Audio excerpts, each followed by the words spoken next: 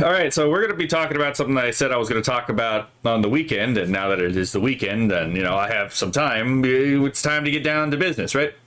Even though I did start later than I expected. We're not going to go through the whole thing. There's only a couple of sections that are actually relevant to the question at hand, right? Which is American Lysenkoism, and well, not just American Lysenkoism, although it was spearheaded by Americans, so it is, in a sense, an American Lysenkoism. But it's more accurately described as a medical Lysenkoism. There we go, right? Not Lysenko. Anyone who knows about Lysenko, right? Lysenko was a scientist, and I use huge fucking air quotes here, right? Who wanted to reinvent agriculture in line with communist assumptions about the the world. And his, theories led to mass starvation and death, right? So Lysenkoism, properly defined, is where you put an ideology in front of the actual evidence, in front of the experimental result, right? So, and that's exactly what happened with Lysenko, and he had an idea about how things would work, so then he operated under the assumption that that's exactly how reality works, and then when reality didn't conform to him, he had all these excuses to explain why it didn't work, right? We see this with, like, gender studies, with, gender-affirming care, with a bunch of other stuff, right? There's Lysenkoism that's going on currently in climatological sciences. That's not to say that, human-based climate changes aren't real, but it is to say that there is a lot of fuckery that's very demonstrably going on. And actually, now that I've brought this up, I could probably bring this up about the physics stuff too, because there's a lot of fuckery going on in physics that's really interesting. And it reminds me of what happened in ape communications research, which I could also probably talk about at some point, right? Although the best way to get involved into that would be to react to the Soup Emporium video, and I don't want Soup to fucking, again, send copyright ninjas to cut my head off midstream. So I'm gonna have to check to see if he's actually cool with people reacting to his stuff, because if you really want your blood to boil when it comes to, like, again, people putting their own ideas before empirical reality. Ape communications research and what's going on in physics right now, especially high energy physics, is really fucking, like, blood boiling. To defeat the Huns, right? Okay, fair enough. Let's get down to business, right? All right, so the part that we actually care about is crazy hospital stories to DCF sends letter to sex offender asking for help fostering victim's child. So it's a couple of sections we got here. Even if all the West reduce their carbon footprint till it'll do nothing if we don't curb India and China. That's true, but also, again, we always assume that, like, there could be no potential benefit to, like, climatological change, right? Which is not entirely true, right? If the global climate actually increases in temperature, you actually do get one particular benefit, which actually is a really important benefit, which is you get more arable land, right? The parts of Russia and Canada, so basically the largest land masses on the fucking planet, which were previously not open to farming, become suddenly open to agriculture, because of, again, the climatological changes. That's just one benefit that can occur from climate change, but there are obviously negative externalities that come with it, right? Because there's no such thing as a free lunch. You get one benefit, and oftentimes there's some cost that comes with it that you have to pay, right? So, again, a bit of just being honest about the situation, right? I'm not too worried about global climate change. I've been literally hearing people be alarmist about, climate change since I was in elementary school, and the world has not ended yet. So they've been very bad at predicting effects. I'm going to be perfectly honest, right? So let's get back to the medical Lysenkoism, though. So, oh shit, hold on, I went down to actually press a button. Here we go. Connor Tomlinson had a crazy fucking story here. He said, my wife just spent 4 hours in urgent care at the nearest hospital on the advice of the NHS maternity service because she's showing signs of preeclampsia. Can lead to fatal blood clots, and she's a high-risk pregnancy. Yeah, that's a pretty fucking bad spot to be in. More farmland, more Paisleys. Well, I mean, yeah, more Paisleys, right? Oh shit, I'm covering Kirsche. I gotta move. I don't wanna like obstruct the speaker. Oh fucking hell! There we go. All these invisible boxes on OBS, and it gets really annoying at times. She was seen by an African nurse who barely speaks English and makes multiple spelling errors in her notes and hospital letter. This is how I felt going to the emergency care places when I was going through my pinched nerve era last year? No, the year before that. Well, it's kind of hard to treat pain because pain is something that has to be reported, and there are people who lie about that, right? So there is an actual reason why doctors are skeptical about people when they report pain without an apparent cause. Because it turns out, again, it's that tyranny of the bottom 2%, right? Because the bottom 2% will fucking lie about that kind of shit. It means that everyone else has, got to eat the cost of that. Oh, I know what a Paisley is. Man, I'm more of what a Paisley is. Those are sad cases. They do not get the hybrid vigor. Yeah, it was fucking awful. Absolutely fucking awful. Hated it. Would not recommend. Dude, like every time I went to the emergency services clinic, the doctor who would look at me could barely speak English. After 4 hours of waiting, she's seen by a doctor who tells her to... So I'll get onto that, because this is something I didn't think of at the time, because I've known about medical lysenkoism for a while, but I'm like, oh my god, that works perfectly for the goal. Because medical lysenkoism, the real thing guiding that is health equity. Now, health equity is equity applied to health. Now, that may bring up some questions, right? It's like, okay, in theory, you can at least understand how equity works, even if it doesn't work in the real world. You can imagine some hypothetical world, right, where magic exists, and it's like, yes, we can make everyone equal in outcome, right? From an economic standpoint, you would still destroy everything because you would require a socialist system to do that, and there's no you have the economic calculation problem at that point.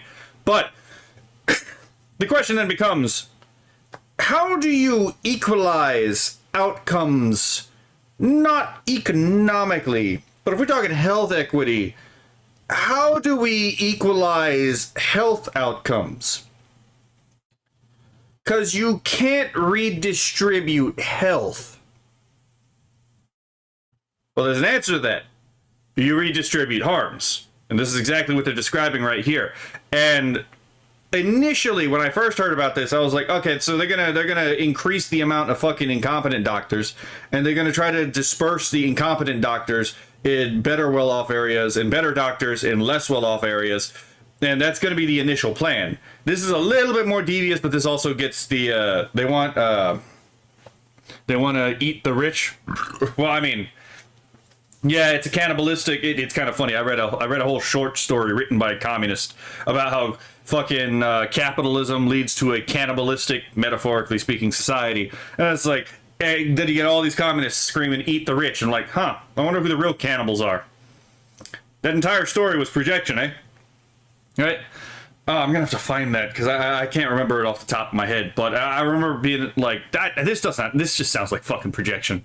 Yeah, so one of the ways you can actually do health equity is, again, just flood the market with incompetent doctors, right? There's no vetting system, so how do you know your doctor is any fucking good, right? So we'll see how this works here, right? It also, in this case, again, flooding the hospitals with people who can't even speak your language, right? That pretty much guarantees equity there, because if you can't speak their language and they can't understand you, well, go fuck yourself, right? Make her own way to another hospital to wait in the accident and emergency department to get tested there instead. Don't you love universal healthcare? Oh my god, why don't we have free healthcare in America? And this is why one of the things that they want to push, the health equity people want to push universal healthcare, because once they control the distribution of healthcare services, they can pull shit like this.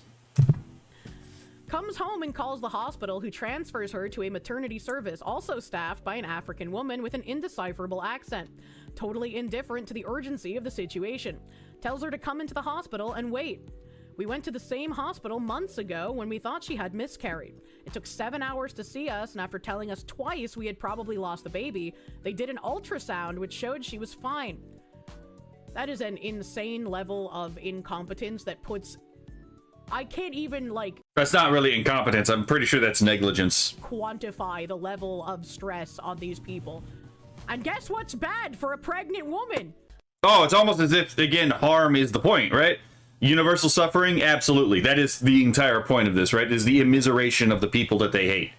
And, you know, again, the proletariat will suffer along with the bourgeoisie when the communists get their revolution, so... Somehow they managed to miss a second baby with the ultrasound, though. So now she's in A&E and for another few hours, either for a life-threatening condition that's getting worse while she waits, or for something a quick scan and an aspirin prescription will fix in moments. No wonder maternal mortality has increased. Don't you just love becoming the third world, chat? No. Yeah, we're to a certain, in certain areas, it's actually becoming the reverse, the anti-Semmelweis is happening, right? You know, Semmelweis actually helped to make it safer to give birth in hospitals than, you know, just at home. Especially because, you know, he taught doctors how to wash their hands, which was a revolutionary idea at the time. But, yeah, no, at this point, again, the entire point is... it is exactly that, the immiseration of the colonial people, right? And again, this is the NHS, right? So it's like, this is the United Kingdom, and who were historically the colonial people, right? Who were, according to post-colonial doctrine, the colonizers and the colonized, right? Ah, yes, the colonized are the incompetent doctors in this particular situation, and the colonizers are those who are suffering from the incompetence of the doctor. It's almost as if this is, again, one of those class inversions that's meant to abrogate the entire society. Let's see. Time to patron doctors to be group paid by rich communities better than HOAs. To be fair, we also did, a while ago, I did do a video on private healthcare and how private healthcare used to actually be cheap and affordable, and it's because it was cheap and affordable that doctors lobbied the federal government to basically make that the practices of the past that made it affordable illegal, right? So if you can't afford your healthcare bill, literally blame doctors who were mad that they couldn't get away with charging more, right? Because the free market made their labor actually cheap and affordable, right? So anyway, let's continue. Incompetence, inefficiency, waste, and negligence in the NHS maternity services is astounding. And it's not just strain on the system from demand, it's that frontline staff are not compassionate or qualified. Yep. Nobody seems willing to criticize this because it's mean. But so many people who interact with the NHS services have a bad story. It doesn't have to be like this. I don't care what needs to change to make it work. Just make it fit for purpose. And it's like, Well, it is fit for purpose. It's not fit for your purpose, but it is fit for purpose. Have an exacerbated form of the issue that we already have in the US, right? We have the exact same issue of like incompetent foreign doctors with fake credentials or not credentialed at all, getting into positions they have no business being in, and then they can't even communicate with their patients because they can speak English on like a second grade fucking level, right? Misspells ankles. I don't know if they got there yet, but they had a problem with fucking people not being able to spell the word ankle correctly, having multiple tries to do it. It's like, you are literally not qualified to operate in this country. Get the fuck out of the way, right? You literally cannot communicate with your patients. How can you serve your patients? But in America, we don't have free healthcare. So at least we can get seen by the incompetent doctor in under 24 hours instead of being told to wait a gajillion years for it, right? You got a tab on the Egyptian doctor? Oh yeah, I fucking do. And then yeah, hold on. So before she goes on there, I would like to point your opinion to these articles that I'm going to read before the end of the section that we're going to talk about, right? The American Medical Association's 2024-2025 strategic plan to advance health equity. This is the thing you need to be paying really fucking close attention to, because this is the thing that's going to get a lot of people killed. But, you know, fuck it. Let's see. We're here, and it's good context for what we're talking about. So let's just read this, right? So that the rest of what Kirsche is going through makes more sense. I will link the actual what the fuck would you call it? full PDFs for you to read in the video description. So, vision for equity and justice in medicine. The American Medical Association, AMA, is the nation's largest professional association of physicians. Yes, I know this is America and that's the United Kingdom, but it's the same basic thing, so bear with me, right? It is the physician's powerful ally in patient care, promoting the art and science of medicine and the betterment of public health, rooted in a history of advocacy and guided by a vision of a more equitable future. And the AMA recognizes the urgent need to address historical and contemporary injustices within the healthcare system. If this is not setting off alarm bells because there's nothing that's relevant to your current medical care about like what happened in the past, except for what happened to you personally in the past, I don't know what to tell you, right? Let's see. Advancing health equity through the American Medical Association's efforts entails a dedicated, coordinated, and honest approach. It recognizes the harmful effects of the American Medical Association's past and targets the systemic inequities in the healthcare ecosystem. Again, we have environmentalist ideological language in here. And again, we have the whole communist lingo of, again, oppressor and oppressed. And it's like, yes, we used to be the victimizers, and now we have to make up for our our inherited sin, right? Again, let's continue. Towards that goal, the American Medical Association released a plan to chart a path towards a more promising and equitable future for all. How many times do you think they're going to say equitable, right? All commies need to disappear? Yes, I do believe they need to be physically removed from our societies, and I believe that they should never be tolerated in any of our spaces, right? Let's see. So, how many times... Don't turn this into a drinking game, but pay attention to how many times they say equitable. If someone counts it, then they can let me know by the end of this how many times they say equitable. And because I have a sneaking suspicion the equitable part is going to be more important in this article than the actual health part, right? This is the AMA's second health equity strategic plan dedicated to advancing health equity. Read the American Medical Association leadership viewpoint reaffirming the association's commitment to health equity. And that would be right here, which we can read after this, because it's not that long. So, origins of strategic plan. The origins of this strategic plan date back to the American Medical Association's annual House of Delegates meeting in June of 2018. In this meeting, the time-limited Health Equity Task Force, appointed by the chair of the American Medical Association Board of Trustees, presented to the American Medical Association House of Delegates Board Reports 33 A-18, a plan for continued progress towards health equity, D-180.981. This is a PDF file. In April of 2019, the American Medical Association launched the American Medical Association Center for Health Equity with the hiring of its first Chief Health Equity Officer.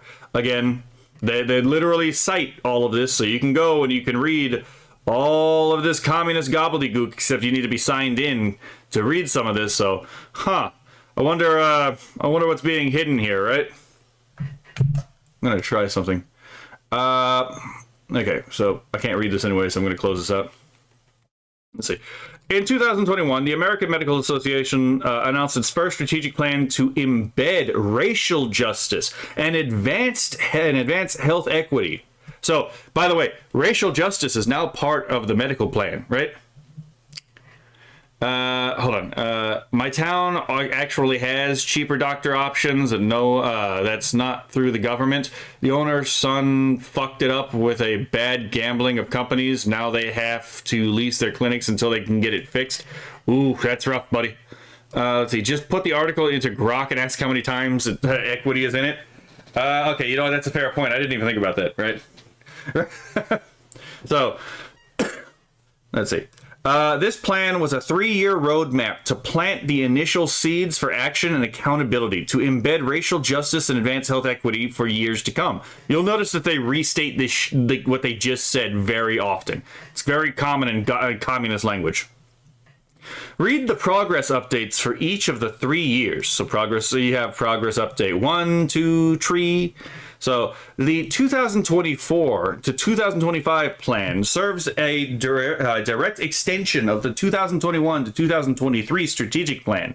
Together, the two documents detail the American Medical Association's health equity strategy for over a 5-year period. I look forward to the doc in a box that exists in the Hyperion series by Dan Simmons. Ooh, interesting. I've actually never read that one. The roadmap following 5 strategic approaches, with the input of many, both inside and outside the American Medical Association. I wonder how many of these were doctors and how many of these were not doctors, right? This strategic plan serves as a roadmap of the first strategic plan to promote action and accountability to advance health equity for years to come. The American Medical Association will initiate and push forward these 5 strategic approaches. Strategic approaches to advance health equity. Embed equity. So notice you have, again, it's embedded, so you can't extract it without unraveling the entire thing, right? That's by design. That's what they want to do. They want to embed it so deeply that the only way for you to take it out is for you to throw the baby out with the bathwater, right? Build alliances and share power. So again, we're talking about this is why we have racial equity in here, right? Ensure equity in innovation. So basically, more sophisticated ways to screw you over with communist gobbledygook. How the heck is equity even legal? Because no one enforces anything that would make it illegal. That's literally that simple. Push upstream. So again, force this through. And foster pathways, which is to say, do missionary work, right? Remember when fucking Kirsche is always going on about the whole, oh yeah, it's going to be part of your job, in Bridge to actually reach out and, to promote the work yourself, right? Yeah, that's exactly what's going on here too. Let's see.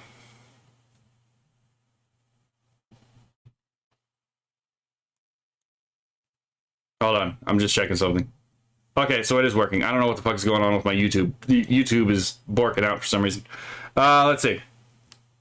Number 1, embed equity. Infuse racial equity and social justice into fabric of AMA's culture, system, policies, practices. Again, you will engage in the praxis. You will promote the politics. You will subject yourself to the system, right? The system will be subverted to their ends, and you will lose the culture.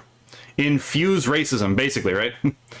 Implement and monitor enterprise-wide health equity goals and performance metrics using an anti-racist results-based accountability, or ARRBA, so pay attention to that acronym whenever you see it, framework.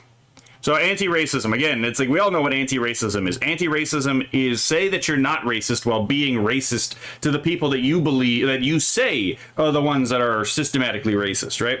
So they say that, again, the reason why they have the ad hoc definition of racism, which it is ad hoc, it is explicitly to justify a specific set of behaviors, right? Is so that they can hate white people, right? Is so that they can hate people they see as in the dominant group because they believe in class oppression, right? So yeah, again, an anti-racist based accountability framework would basically be one that would subject the different groups to different standards of care while saying that they're actually not doing that, right? It's the same thing with the anti-fascists and the fact that, if you look at their actual metaphysic, it's like, oh wait, a lot of you lots are actually classical fascists. You just don't know what classical fascism is, so that's why you don't fucking realize it, and you wouldn't care if you knew anyway, right? So it's like, identify more opportunities to align and synergize mission and membership initiatives. So the synergize is important here, right? So you can think about this in Christological terms, right? So in Christianity, you have 2 different terms. One is monergism, and the other one is synergism. So in monergism, the idea is that why does man reach out to God? Where does that energy or operation come from, right? Monergism says that there's only one source of the energy, right? So whatever allows you to reach out to God is actually not your own power. It is God's operation acting in you that you can then ascend to or decide to pull away from. Whereas synergism says that it is ontologically rooted in the person themselves, right? In a sense, they create the operation within themselves, and then man can reach out to God under his own will, and it's through cooperation that man and God, are reconciled. So it's basically Pelagianism. And here, this is exactly what we're talking about, right? So the mission reaches out, and it must be reached out to. That's what the synergized mission and membership initiatives mean, right? It's not enough that they reach out to you. That would be monergistic, right? You have to also reach out to them of your own accord, and only when that is achieved has the mission actually been accomplished. So maybe I'm looking a bit too far into this due to my interest in philology, but strengthen efforts to assess the American Medical Association's Federation and House of Delegates awareness and utilization of equity products and overall engagement with equity initiatives. Ah, yes, we sell equity and equity accessories here, right? So again, the products and overall engagement with equity initiatives. So these are the things that they're going to be focusing on. It literally is a business. So build alliances and share power. Acknowledge, learn from voices and experiences of historically marginalized, minoritized physicians and stakeholders. Pay attention to that. It's your stakeholder capitalism, right? Stakeholder capitalism is not capitalism. It's not even traditional corporatism. Stakeholder capitalism is the West's version of Deng Xiaoping theory, where Deng Xiaoping figured out how to get the free market, quote unquote, to serve communism by actually not allowing a free market, but allowing a semi-free market where actually everything is controlled by the state. Stakeholders didn't have the stakeholder capitalism model is meant to allow communism to address the fact that there is not a single government it's acting in. It's trying to act upon a global market, right? To bring the global markets under the control of an ideological regime, right? So continue to convene and provide grants to support minoritized and marginalized physician groups' efforts to promote increased representation in medicine. Ah, yes, there's too many white people and there's too many men in medicine. We need more women and we need more minoritized physicians, right? It's like we're not, and they're not looking for Herman Cain, right? They're not looking for someone like Herman Cain. No. If they have to equalize the numbers, they'll gladly accept people who don't, again, meet the mark. So let's see. Support medical students and physicians experiencing discrimination in their schools and workplaces. This is operating under the assumption that disparities in the outcome of success is somehow the result of discrimination against them for anything other than their lack of competency, to be perfectly honest. Which is not exactly true. It turns out a lot of the groups that actually succeed in the medical field come from groups that actually, on average, right, that actually value things like hard work, low time preferences, actually make good decisions. And even if you come from one of those groups, if you don't have a good work ethic and you have a high time preference, you're probably going to fucking fail. Right?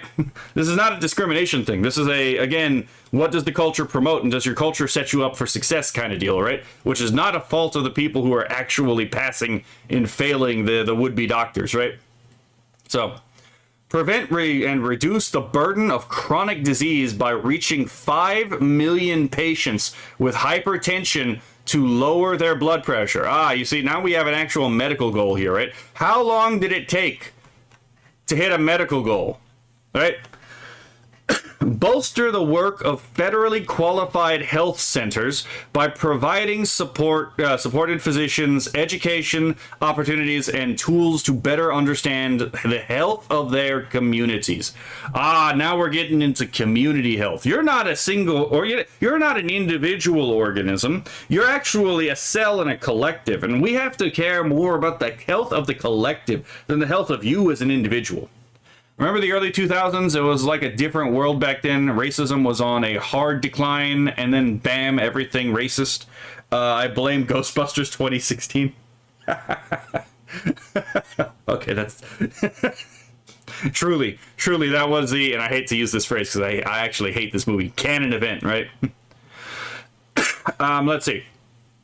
Ensure equity in innovation. So how do you, again, it's one of those things like, okay, how do you even ensure equity in innovation? You can't control who actually innovates unless you can control who is allowed to even be involved in the process of innovation, right? Integrate racial justice. Your doctor has to now be concerned about racial justice, right? Health equity into healthcare innovation efforts. Again, you can't redistribute health. You can only redistribute harms. Amplifying voices of historically marginalized individuals. I'm sorry, sir, but I don't really care whether or not you, I don't really care whether or not you're black, like Mexican, Korean, white, or fucking Native American, right? If you're operating on me, I just want you to be competent and actually be able to give me the health care I need, right? But the noticing box does notice for a reason, right? Let's see. Increase the size, success, and impact of the in full health community. Let's open this up to see what this is. Ah, Christ. Okay. So we're going to be here all day if we have to go through this, right?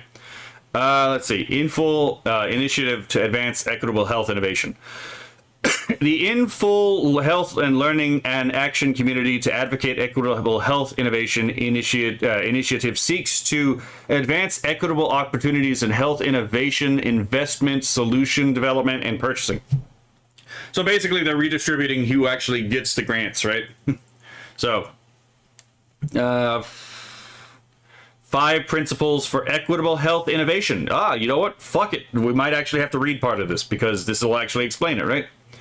Let's see. Collaborating to support equitable health innovation. The AMA is partnering with founding collaborator organizations to support the In Full Health Learning and Action Community, which with content, tools, resources, and opportunities to contact, engage, and learn with and from each other to advance equitable health innovation.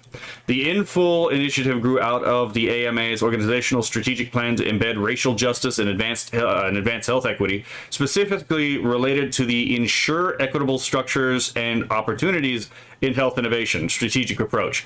The Center for Health Equity facilitated the development of the initial In Full Health principles with the American Medical Association's External Equity and Innovation Advisory Group. So the AMA was involved in this too, right? So all that shit you're seeing going on in the national healthcare system of the United Kingdom, it's coming to you too in the United States. Let's see. The initiative is built around 5 principles for advancing equitable health innovation opportunities, inviting community members to understand how structural racism, sexism, and bias impact health innovation resource allocation so that steps can be taken to dismantle them. Okay. Let's see. Assess the value of all health innovation solutions by their impact on health equity as a fundamental metric. So even if your health innovation solution is actually, effective, if it doesn't actually forward health equity, because remember, the fundamental metric is the impact on health equity, then it's failed to meet its burden, right?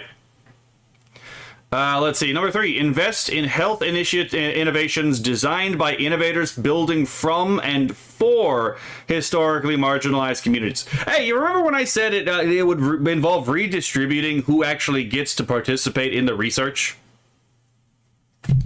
It turns out I was right. I didn't even actually read this article, to be perfectly honest. I didn't even read the previous one. I knew what they were going to talk about because I know what health equity is. I just wanted to give them enough rope to hang themselves, and it turns out they did, right? Let's see. 4, utilize health innovation investment models that support asset ownership and wealth development within historically marginalized communities. So, again, invest in historically marginalized communities. Well, is that going to be by pulling from historically quote-unquote advantaged communities, right? Engage industry influencers in addressing system-level barriers and needs. Yes, I got to go for the influencers. God, I hate these people. So pay attention to what your doctor influencers on social media are saying. If they start talking about health equity, they have no fucking clue what they're talking about. Let's see. Underrepresentation in investment, development, and purchasing. Despite decades of increasing investment in health innovation, data shows that the U.S. continues to have worse health outcomes than other high-income nations and persistent inequity. Well, to be fair, a lot of it is, things that we do to ourselves. The root of the problem is that Black, Latinx, indigenous people of color, and women comprise approximately 70% of the U.S. population, but are underrepresented in health solution, investment, development, and purchasing decisions. Again, they'll just assert this, but they haven't actually shown, and they will never try to show, why that's actually the case, right? Because that doesn't actually matter. Let's see. Comprise 70% of the population, receive less than 10% of the new venture funds, manage 1.3% of investment dollars. Maybe they get less of the received funds because again, they're not as invested in some of this stuff, but I digress, right? Let's see. I blame feminism. Agree. I call bull. You should. Latinx is such a racist disillusion of their language. It is, right? And I would rather be called a slur that unironically than Latinx, right? You can call me a fucking beaner, just don't call me Latinx, right? Call me a spick, don't call me Latinx. I would fucking prefer you call me taco, to be perfectly honest. Do not call me Latinx. I will fucking slur at you if you do so, right? I will drop the R, right? If you drop a slur, I will drop the slur back, right? So we're talking about health equity. About how what's going on in the NHS is coming to the United States. So hello there, Captain Terror of the Second Dimension. So this part probably, if you just missed the part, that would have definitely made your blood boil. Opportunity for impact. In Full Health provides health industry stakeholders, again, there's that key term you want to pay attention to. Stakeholder capitalism is just Deng Xiaoping theory of the West. With the opportunity to change long-standing industry-wide systems of inequity by prioritizing investment in health innovations developed by, with, and for Black. I'm just gonna fucking drop the slur in there because I literally, because I'm in this group and I would literally be called a slur before I would be called Latinx, Beaner, Indigenous, and other communities of color. Let's see, women, LGBTQ TQ plus communities. Which, by the way, this is ideological. There's nothing that LGB has in common with T, for the most part, outside of a Marxist material analysis of these groups. And T doesn't even have anything to do with Q. Q is explicitly ideological. Q stands for queer, as in non-normative. You can learn this by just reading queer theoretic literature. They're very clear that queer is just an identity without an essence, right? So, again, this is the LGBTQ is ideological. LGBT was already ideological in general too, right? Because the T, technically even T is technically founded on a foundation of biological essentialism, right? If there is no essentialism, then what are you transitioning into? You can just declare through fiat or through some magic ritual. Right. So as I was saying before, my internet service provider decided I needed to be assassinated and I had to find another way to get online again, right?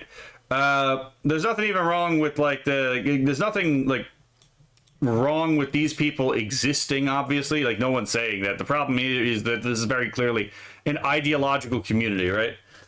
There would be no reason outside of ideology to cluster together LGB, T, and Q, just like there's no reason to clump these people together with, again, murdered, missing indigenous women, which, by the way, is an interesting story behind that I can get through later, right? Communities with disabilities, again, what does the deaf community have in common with the LGBTQ community, right? This is the intentional obliteration of distinctions. Let's see, communities with low income, rural communities, and others living with and at the intersection, there it is, intersectionality, of historically marginalized community. Ah, yes, the march of history. We must resolve all historical contradictions, right? Even if there is no actual historical contradiction, we must pretend that there is. Let's see. Join the community. institutional investors, fund managers, payers, and healthcare delivery systems, health startups, and other solution developers, and policymakers are invited to form a community of stakeholders committed to learning and action to center equity in their health innovation and investment and resource allocation. The community will provide access to experts, resources, opportunities for members to share lessons learned and challenges with each other, and to identify opportunities for collective action and policy change. So join Full Health now. I will not. In fact, I believe personally, Full Health should probably be shut down as for violations of ethics. So let's get back to here, right? So if you wondered what In Full Health community was, there it is. Literally communist bullshit, right? So gather and publish data to advance the cause of equitable healthcare innovation. So gather the data for the function of promoting our cause. What do we do with the data that doesn't align with your goal, right? Yes, this gets back to the whole, we have the enlightened critical knowledge, right? So your lesser empirical knowledge can only, be used to, support what we believe. It can't actually be used to actually criticize what we believe. Because if it's used to criticize what we believe, you just didn't understand what we believed. So, celebrate health, equity, innovation, early adopters, and collaborations, centering people from minoritized communities and marginalized communities. Again, you have to decentralize the majority for the minority, right? The center for the marginal, right? Let's see. And I'm in one of these alleged minority and marginalized communities. I'm like, no, absolutely not. Go fuck off, right? So, push upstream was address all determinants of health and underlying causes of inequalities, or inequities actually, across healthcare ecosystems. So again, all determinants of health is on the same level as underlying causes of inequities across healthcare ecosystems, right? So it's not even that they're servicing everyone correctly. Unless the outcomes are equal for your patients, then you've done something wrong. Well, you can't make someone with a genetic disorder that predisposes them, let's say, to like an early death. You can't make them not that, because that's like literally encoded into their DNA unless you target them with gene therapy, right? So if you can't pull everyone up to the same level, what do? You pull everyone down to the same level. This is the unspoken part that you might want to pay attention to, because it's the only way to actually do the health equity thing. So participate in networks and coalitions that take action to eliminate root causes of health inequities. Transform medical education at all levels to focus on preparing physicians to track, monitor, and address social determinants of health as a key part of patient care. So pay attention to that. So they're going to transform medical education. So they're not going to teach you what they used to teach you in medical school, right? At all levels. So they're gonna go in and they're gonna try to indoctrinate the heads of each of these medical departments, of larger medical communities, and like even the small nurses at the bottom, right, from top to bottom. Everyone has to be re-educated, re-indoctrinated, right, to focus on preparing physicians. So physicians are going to be the ones to do this, to track, monitor, and address social determinants of health. That should set up some red flags as a key part of patient care. So all of this is patient care, right? Continue to expand the use of an equity lens to all of AMA's advocacy work, with current priorities including maternal child health and reproductive care. Reproductive care, pragmatically speaking, just means the ability to fucking murder your kids at this point. Let's see. Gender affirming care. Again, the right to fucking mutilate your body through chemical or, surgical means.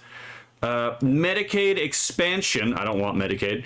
Harmful race-based clinical algorithms and augmented intelligence. So they're going to bring AI into medicine, which, to be fair, I don't really care if they have like specialized trained AI, but the reason they're bringing AI into here is so that they can, again, try to offset the costs of hiring based on equity and promoting based on equity and treating based on equity, right?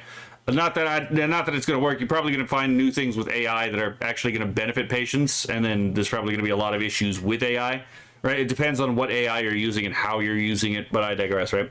But harmful, define harm, right? Define harm, because I don't trust these people's definition of harm for the first point, right? But race-based clinical algorithms. So race is the wrong term. It's lineage is usually what we're talking about, right? But yes, lineage-based. Think of it this way, right? Clinical algorithms. So the observable fact that, again, as we've already seen in other medical, research, other medical research, that different lineages had to actually adapt to the environment that they were in, right? So that they, in many cases, have different immune responses to similar infections, because again, that's what was a survival advantage for their ancestors in a particular time and place. Oh yeah, no, you can't pay attention to that, right? You can't really consider that maybe this patient might have sickle cell anemia, right? Just because what you're looking at their ancestry, right? It's like you're gonna assume that this is the case just because they have this particular ancestry, right? It's like, funny enough, I remember back when I was actually studying medicine in the military. One of the things we were told about was spontaneous collapsed lung, which happens in one particular group only for the most part, and it happens to be Europeans, right? They got sickle cell anemia in like African populations. You got spontaneous collapsed lung. In other in European populations is a thing that occasionally happens. It's not very common, but it does happen. And then you got, for example, alcohol flush syndrome in much of Asia. You can't take these into consideration, right? You can't take into consideration that maybe, right, someone's lactose intolerance is not. Oh, actually, this is kind of a useful box. But anyway, like box dimensions. But yeah, you can't take into account maybe that, again, someone's ancestry might be something you might want to pay attention to, because it's not like they inherit their genes from their ancestors, right? It's not like the environment had selective pressures that promoted some genes over others, even on a again, an immunological level. So it's like it's not like you can't pay attention to that, right? Anyway, let's see. Expand educational offerings to include foundational content on ableism. So ableism, right? In healthcare, together with strategies to advance disability justice in medicine. So disability justice, pay attention to whenever they say justice. Whenever a communist talks about justice, whether it be reproductive justice, whether it be economic justice, whether it be disability justice, what they actually mean, what justice means is not that people get their due. Justice in the sense of a communist means I get what I want. That's what it means. Anytime they don't get what they want, notice how that's an issue of an injustice. It's because they define justice as I get what I want. So that whenever they don't get what they want, they are suffering an injustice. So, I'm not the first person to point that out. People smarter than me have actually shown that. Let's see. Foster pathways. Amplify marginalized narratives, quantify past harms, embark on a healing journey for transformative change. Again, why would they want to quantify past harms? Oh, because they believe in inherited guilt. So they actually have an incentive to make them seem almost like a pseudoscience. Make it look like they are a real science, an authentic field of study, right? You got to quantify the past harms. That way we can justify doing to people the things we've done to people, right? Did you not start stream on YouTube? It says oh, son of a bitch. Hold on, I know what's going on. Thank you for reminding me. I straight up forgot to do the something that was required for that. Son of a bitch. Okay, that was actually on me. That's actually just straight up on me. I gotta restart this thing because YouTube is set up by a bunch of fucking retards. Let's see.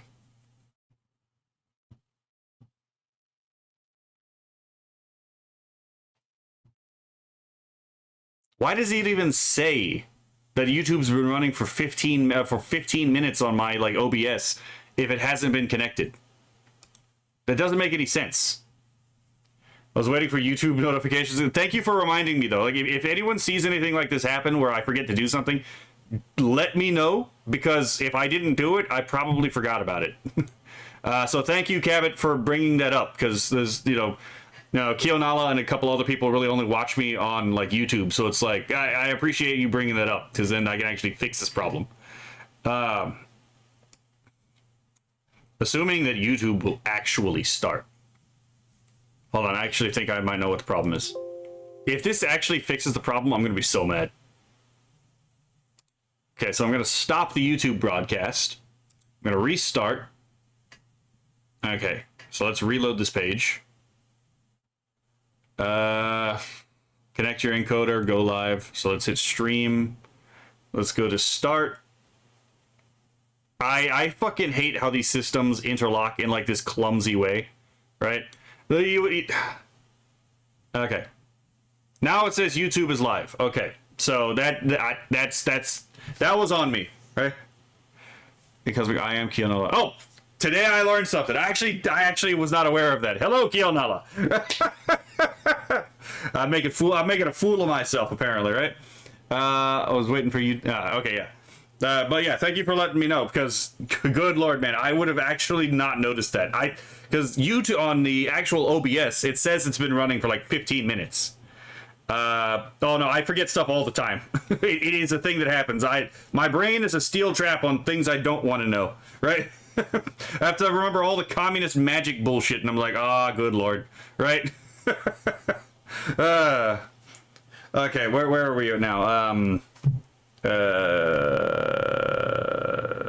Where the fuck was that? Oh yeah, the original sin thing. So strengthen physician health system and AMA member and staff engagement. So again, everyone has to participate, right? If you're a physician, if you're if you're part of the system, if you're a member of the AMA, if you're staff, you have to be engaged, right?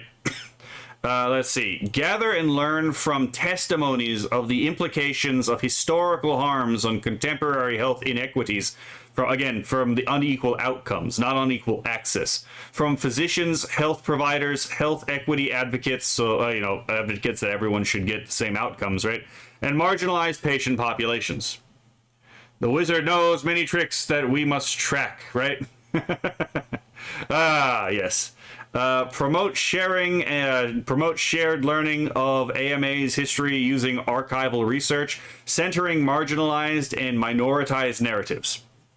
So, educational primers, in spirit of demonstrating a commitment to lifelong learning by continuing to seek new knowledge and approaches, this strategic plan includes several educational primers. These primers cover some of the topics that have demanded the AMA's attention for over the last few years and will help guide the AMA's work in the continuing years. These include ableism in healthcare, how the AMA is working explicitly to address ableism in in medicine in 2024 and beyond. Remember, talking health equity, right? They can't improve health. They can't improve the health of the disabled. So imagine what the equal outcomes involved are, right? Let's see. International medical graduates. Again, another PDF. How the AMA's advocacy and policy work supports IMG physicians. Related educational resources. Learn more about the AMA's 2021 to 2023 strategic plan to embed racial injustice and advance health equity. Visit AMA ED Hub for health equity education featuring CME from the AMA's Center for Health Equity and curated education from collaborating organizations. So I guess you could go there if you want to see which organizations are collaborating so that you can decide whether or not you want to support these people, right? Get insights about the root causes of health inequities. Because remember, health inequities is about is about social health, right? It's about community health, right? You're not actually an individual. You're not the patient. The community is the patient. You're just a cell in the body of the collective, right? from leading voices in healthcare with the Prioritizing Equity video series. Watch videos about international medical graduates' journeys through medicine. And so that's this. And let's get through this one. That way we can get back to the Kirsche video, right? And you can have all this context. You have all this context for the horrors that you will hear in Kirsche talking about bullshittery in the hospitals, right? Let's see. Reaffirming our commitment to health equity. Dare I play? You know, I don't know if this is going to get me copyright claims, so I'm not going to play this. I don't trust this. So, we launched our... This was back in 2024, by the way. We launched our inaugural organizational strategic plan to embed racial justice and advance equity in medicine 3 years ago because we recognized that the health consequences of social inequities, so we're not even talking health consequences, right? Not health equity. Social inequities are part of the health consequences. So social inequities are health inequities. You're starting to see why I'm saying this is communist gobbledygook? They're not separable from each other. This is a waste of tax money? It is. Oh, no, it's a waste of tax money for you and me because this is not what we want to happen. This is not a waste of tax money for these people. These people, you know, the Sam Hyde quote, right? I think we all remember the Sam Hyde quote, right? The Sam Hyde quote is evergreen. Okay,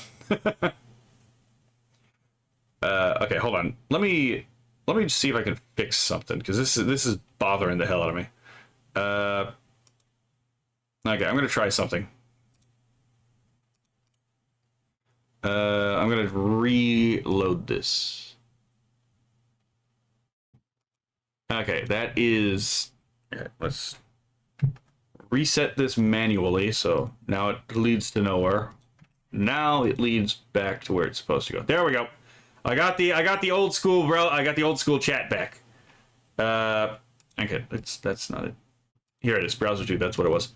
Hello, Riker. Thank you for the subscription. You missed a hilarious bit of incompetence on my part. Let's see. So, where was I? Okay, yeah. That the health consequences of social inequities were far too great for the AMA to be a passive bystander. So again, not only is social inequity the cause of health inequity, but also it's far too great of a problem that the AMA can't be a passive bystander. They have to be an active participant to solving the problem, right? They're politicizing the doctors. That's the entire goal of this. And they're also going to teach them that in order for them to care for their patient, they have to harm some of their patients, right? Because their patient is not you, the individual, it's actually the collective health. Let's see.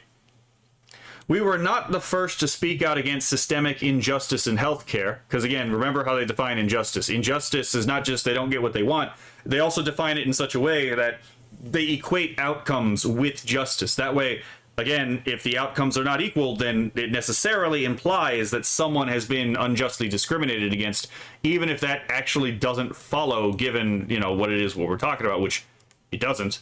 Because you can't, again, control healthcare outcomes, right? If your patient refuses to fucking listen to you, which happens all the time, or if they just have an untreatable condition, which is a thing that happens, then, you know, go get fucked, I guess, right? Because it's like you can't really do anything for them. Let's see.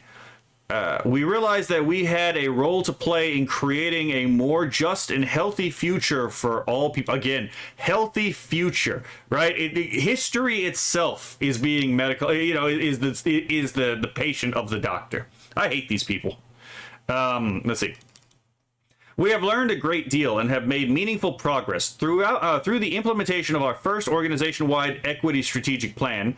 And we are reaffirming our commitment to this work with the next 2-year installment of our strategic equity plan that retains these 5 core approaches. Embedding equity. So remember when we saw earlier the 5 approaches? Well, now they're going to expand on this, which is a good thing I had this open, right? By infusing racial equity. So equal outcomes by race. So remember, now we got social equity, racial equity, and health equity all tied together, right? So again, remember, none of these things are actually apart from each other. They are all part of the same, like, communist gobbledygook. Okay, so there's racial equity and social justice into the fabric of the American Medical Association's culture, systems, and policies and practices. Building alliances and sharing power by acknowledging and learning from the voices and experiences of historically marginalized and minoritized physicians and stakeholders. Again, they will be hosting Maoist-style fucking, just like we've all been subjected to Maoist-style fucking, like, break-your-will attempts for being against the grain. Infusing racial equity. What is this racism alchemy? Yeah, that's exactly what it is. Right? It's an attempt to turn lead into gold at this point. Let's see. Ensuring equity in innovation by integrating racial justice and health equity into healthcare innovation efforts while amplifying the voices of historically marginalized individuals in the innovation sector. Remember that the AMA signed off on this being on their website. So, pushing upstream by addressing all determinants of health and the underlying causes of inequities across the healthcare ecosystem. Again, fostering pathways by amplifying marginalized narratives, quantifying past harms, and embarking on a healing journey to pave the way for transformative change.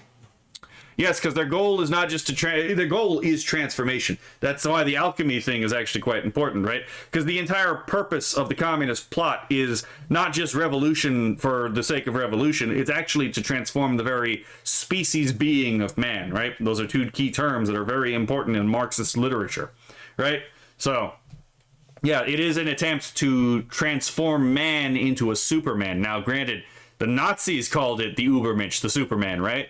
But what is the socialist man at the end of history, if not the Marxist Superman, right? So, either way, it necessarily entails changing the essence of man and therefore destroying him in his very nature, right? It's the suicide of man in the attempt to create their own idol. Let's see. While the first AMA strategic plan for equity was released amid the uncertainty of a historic pandemic that disproportionately affected Black, Latinx, or...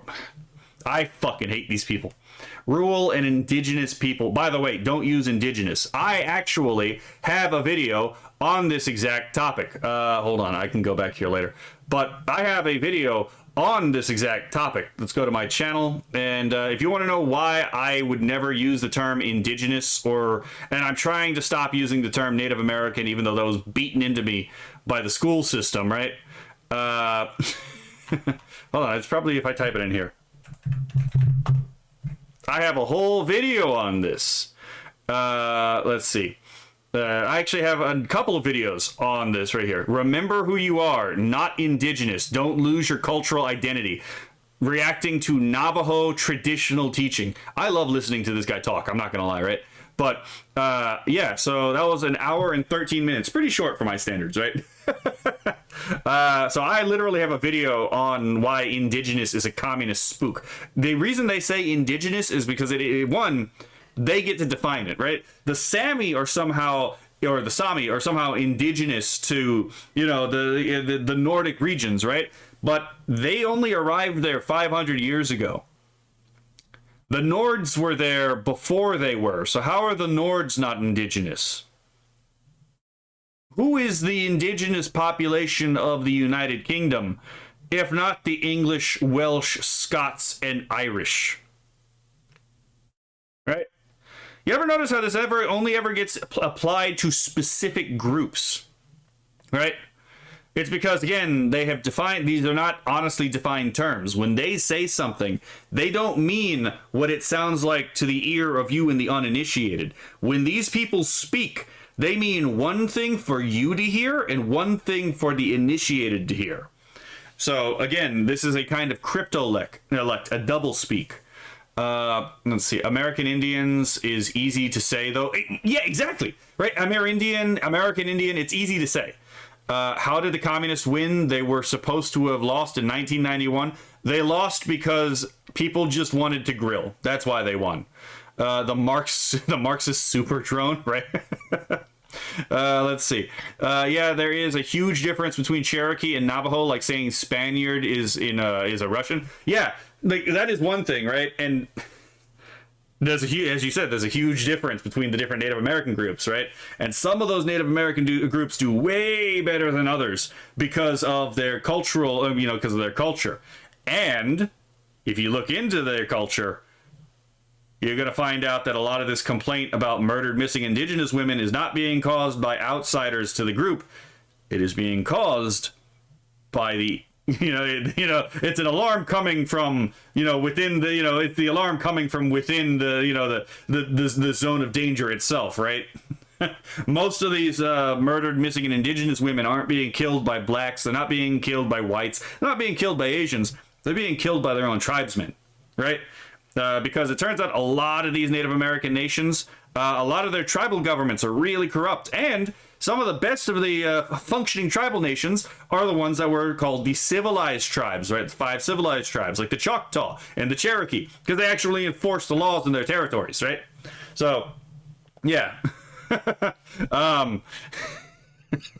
Yeah, it's fucking frustrating. But anyway. Our reaffirmation of this plan is occurring against the backdrop of worsening health outcomes for the same historically marginalized groups. Let's see. Maternal mortality, particularly for black women, continues at alarming levels. What is the level? Rates of heart disease, diabetes, and obesity are rising as well. Well, a lot of these are chosen behaviors. Like, can you have a genetic predisposition to diabetes no matter what you do? Yeah, that is a thing that happens, right? But let's be fair, a lot of these cases of diabetes are poor choices made by the people who end up getting them. Right? Same thing with obesity. Same thing with heart disease. But anyway, early warning signs for lifelong health complications and premature death. And while these issues are mostly directly affecting the health of marginalized groups, they point to a deeper problem within our health system and society that keep every one of us from achieving optimal health. I have to show, because I have a family member who's a surgeon. I'm gonna have to show them this because this is fucking horrifying. They don't believe me when I talk about the communist gobbledygook stuff. But I would be really interested to see what their thoughts about this are, because I might have to translate some of this, because again of that esoteric-exoteric distinction that I keep talking about. What we've learned. It is incumbent upon physicians and the health organizations they led to understand these concerns concerning health trends, their root causes. Which, by the way, they never tell you what the root causes are. They tell you what the root causes are. The root causes are social inequities, right? And social inequities are, ultimately speaking, a socioeconomic problem, right? So we get back to the root of Marxist historical materialism, where everything is reducible to economics. So literally, your health and your failure of health is the result of your socioeconomic status, right? And there are implications for our health system and society at large. The opportunity and responsibility before us to advance health equity rests on strategic prioritization and coordination, particularly across organized medicine. Doing so requires a willingness to ask difficult questions. You mean like the difficult question, like where is all this coming from, right? Explore new concepts. You mean like, well, maybe new concepts are new because they weren't useful, right? And ways of understanding the challenges. And importantly, further developing the skills to bring others into our collective equity efforts. It's not just an opportunity, it is a responsibility. So, understand how these people think, right? Among the lessons learned in our first 3 years of advancing racial justice and equity through this strategic plan is that we can mobilize and take action against a seemingly insurmountable challenge. Many organizations across the healthcare ecosystem, health plans, health systems, research, and regulatory agencies have committed to advancing equity alongside the AMA, and this creates enormous opportunities for mutual learning and partnership.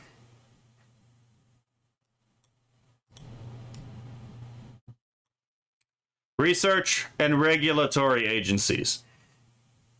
They're literally trying to control what research is deemed authentic and which research is done, how regulatory bodies behave, right?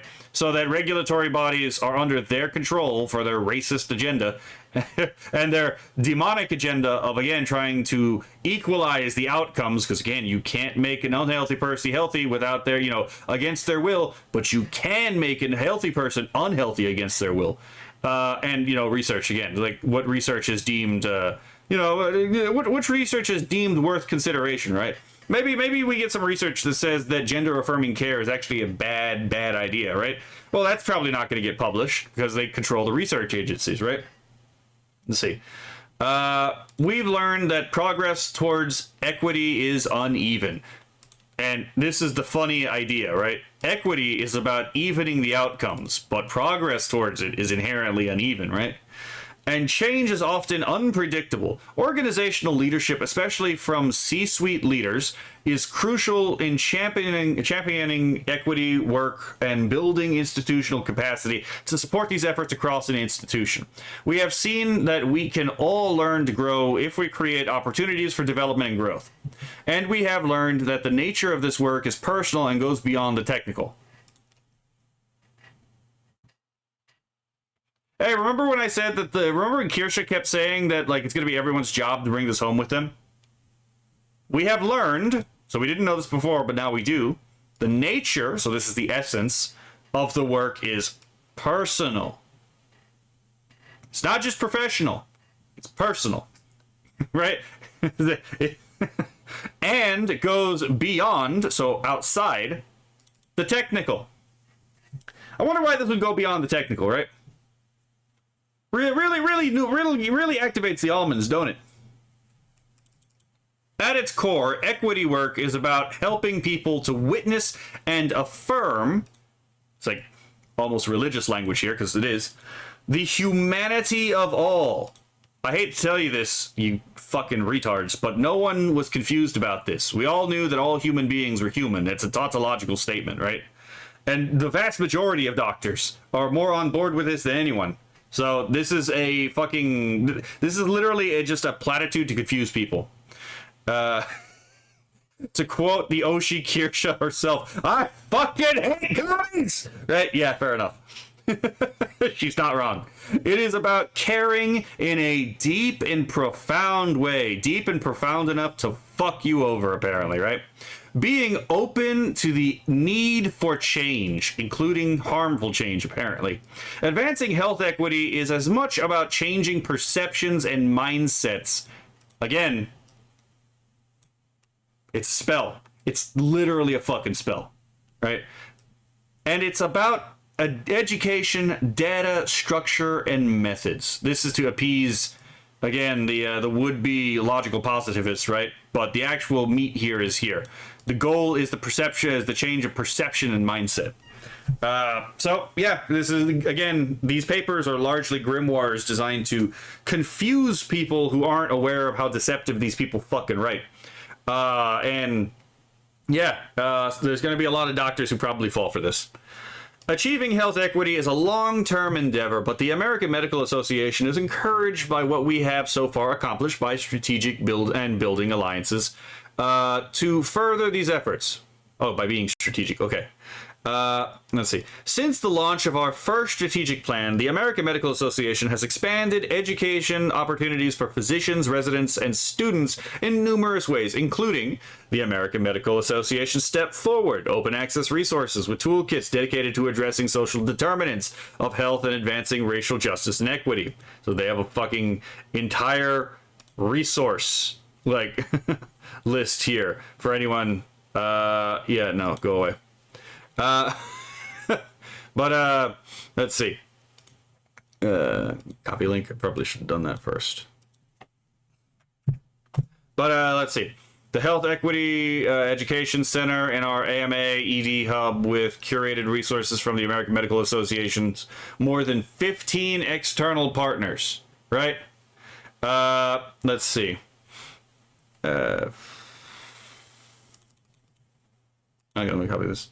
The popular AMA Prioritizing Equity video series, National Health Equity Round series on a variety of urgent equity topics. The American Medical Association also collaborated closely with leading health equity organizations to help launch several important initiatives, including Rise to Health Coalition, the peer network for advancing equity through quality and safety, the multi-year Chicago-based Westside United partnership, the In Full, we already had this whole thing, right? And Action Community to advance equitable health innovation, to foster greater inclusion in technology and investment spheres. Okay, let me open this up. These efforts, in addition to many others not highlighted here, were bolstered by a focused federal advocacy campaign that advanced nutrition guidelines, aligned with policies of our AMA House of Delegates, eliminated harmful race-based clinical algorithms, and it helped extend Medicaid coverage for a full year postpartum with the passage of the American Rescue Plan Act of 2021 and Consolidated Appropriations Act in 2023.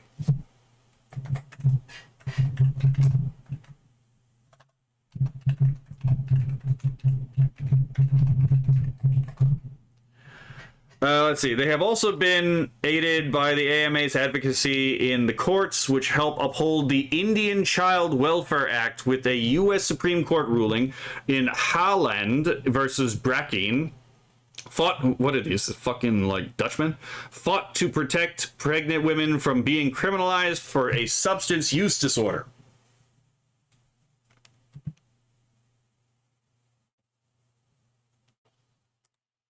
I'm sorry, I went. Hold on. That one took me off guard. That one took me off guard for a moment. For a moment, I just like saw white. Holy shit. Fought to protect pregnant women from being criminalized for substance use disorders. I hate these people. You know what? It's not enough that we win. They have to suffer. It's not enough that we win. The communist has to fucking suffer. Oh my fuck. I'm gonna read chat for a moment. I'm seething. I can't believe someone was paid more than I have ever made in my life to write this crap. This all means nothing. Yeah, exactly.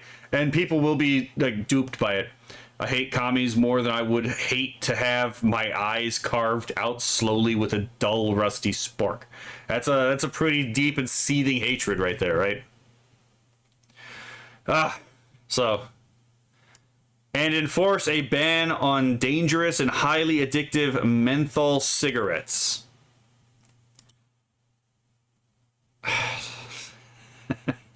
The level of like disgust, it's not a physical disgust. It's like my body didn't physically react to that, but my brain definitely took a step back. I was like, are you fucking kidding me? Specifically menthol. Yeah, exactly, right?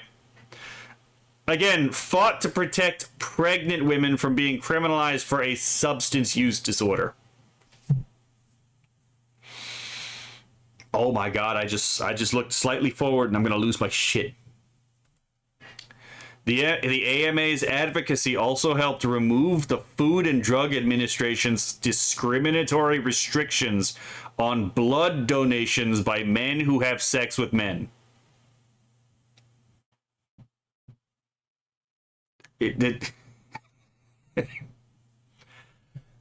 Oh my god. There was a reason for that. There was a reason for that. You may not have liked it, but there was a medical reason for that. I can't. Oh my god. You know what? This article is going to make me an accelerationist. Across our organization, at every level, the AMA is committed to deeply embedding equity in our culture, practices, and strategies. It is woven into what we do and who we are.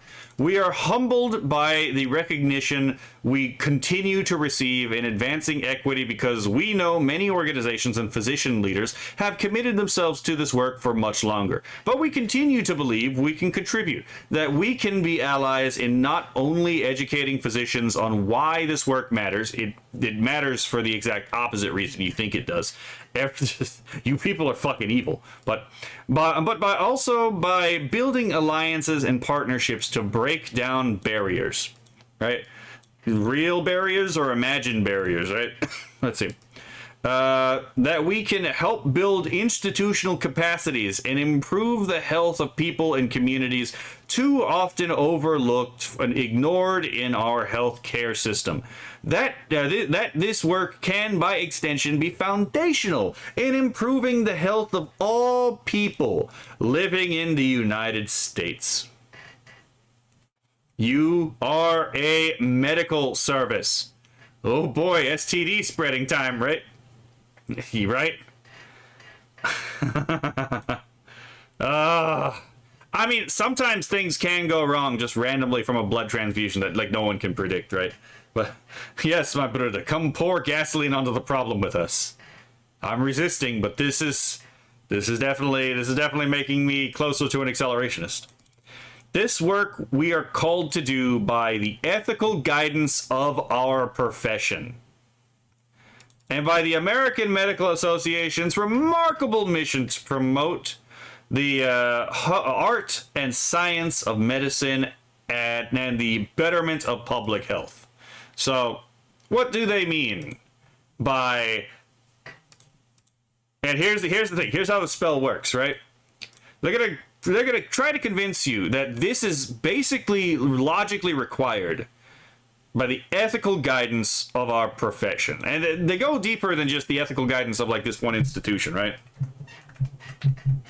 Let me pull this up. Okay, let me anyone remember the Hippocratic Oath? Right?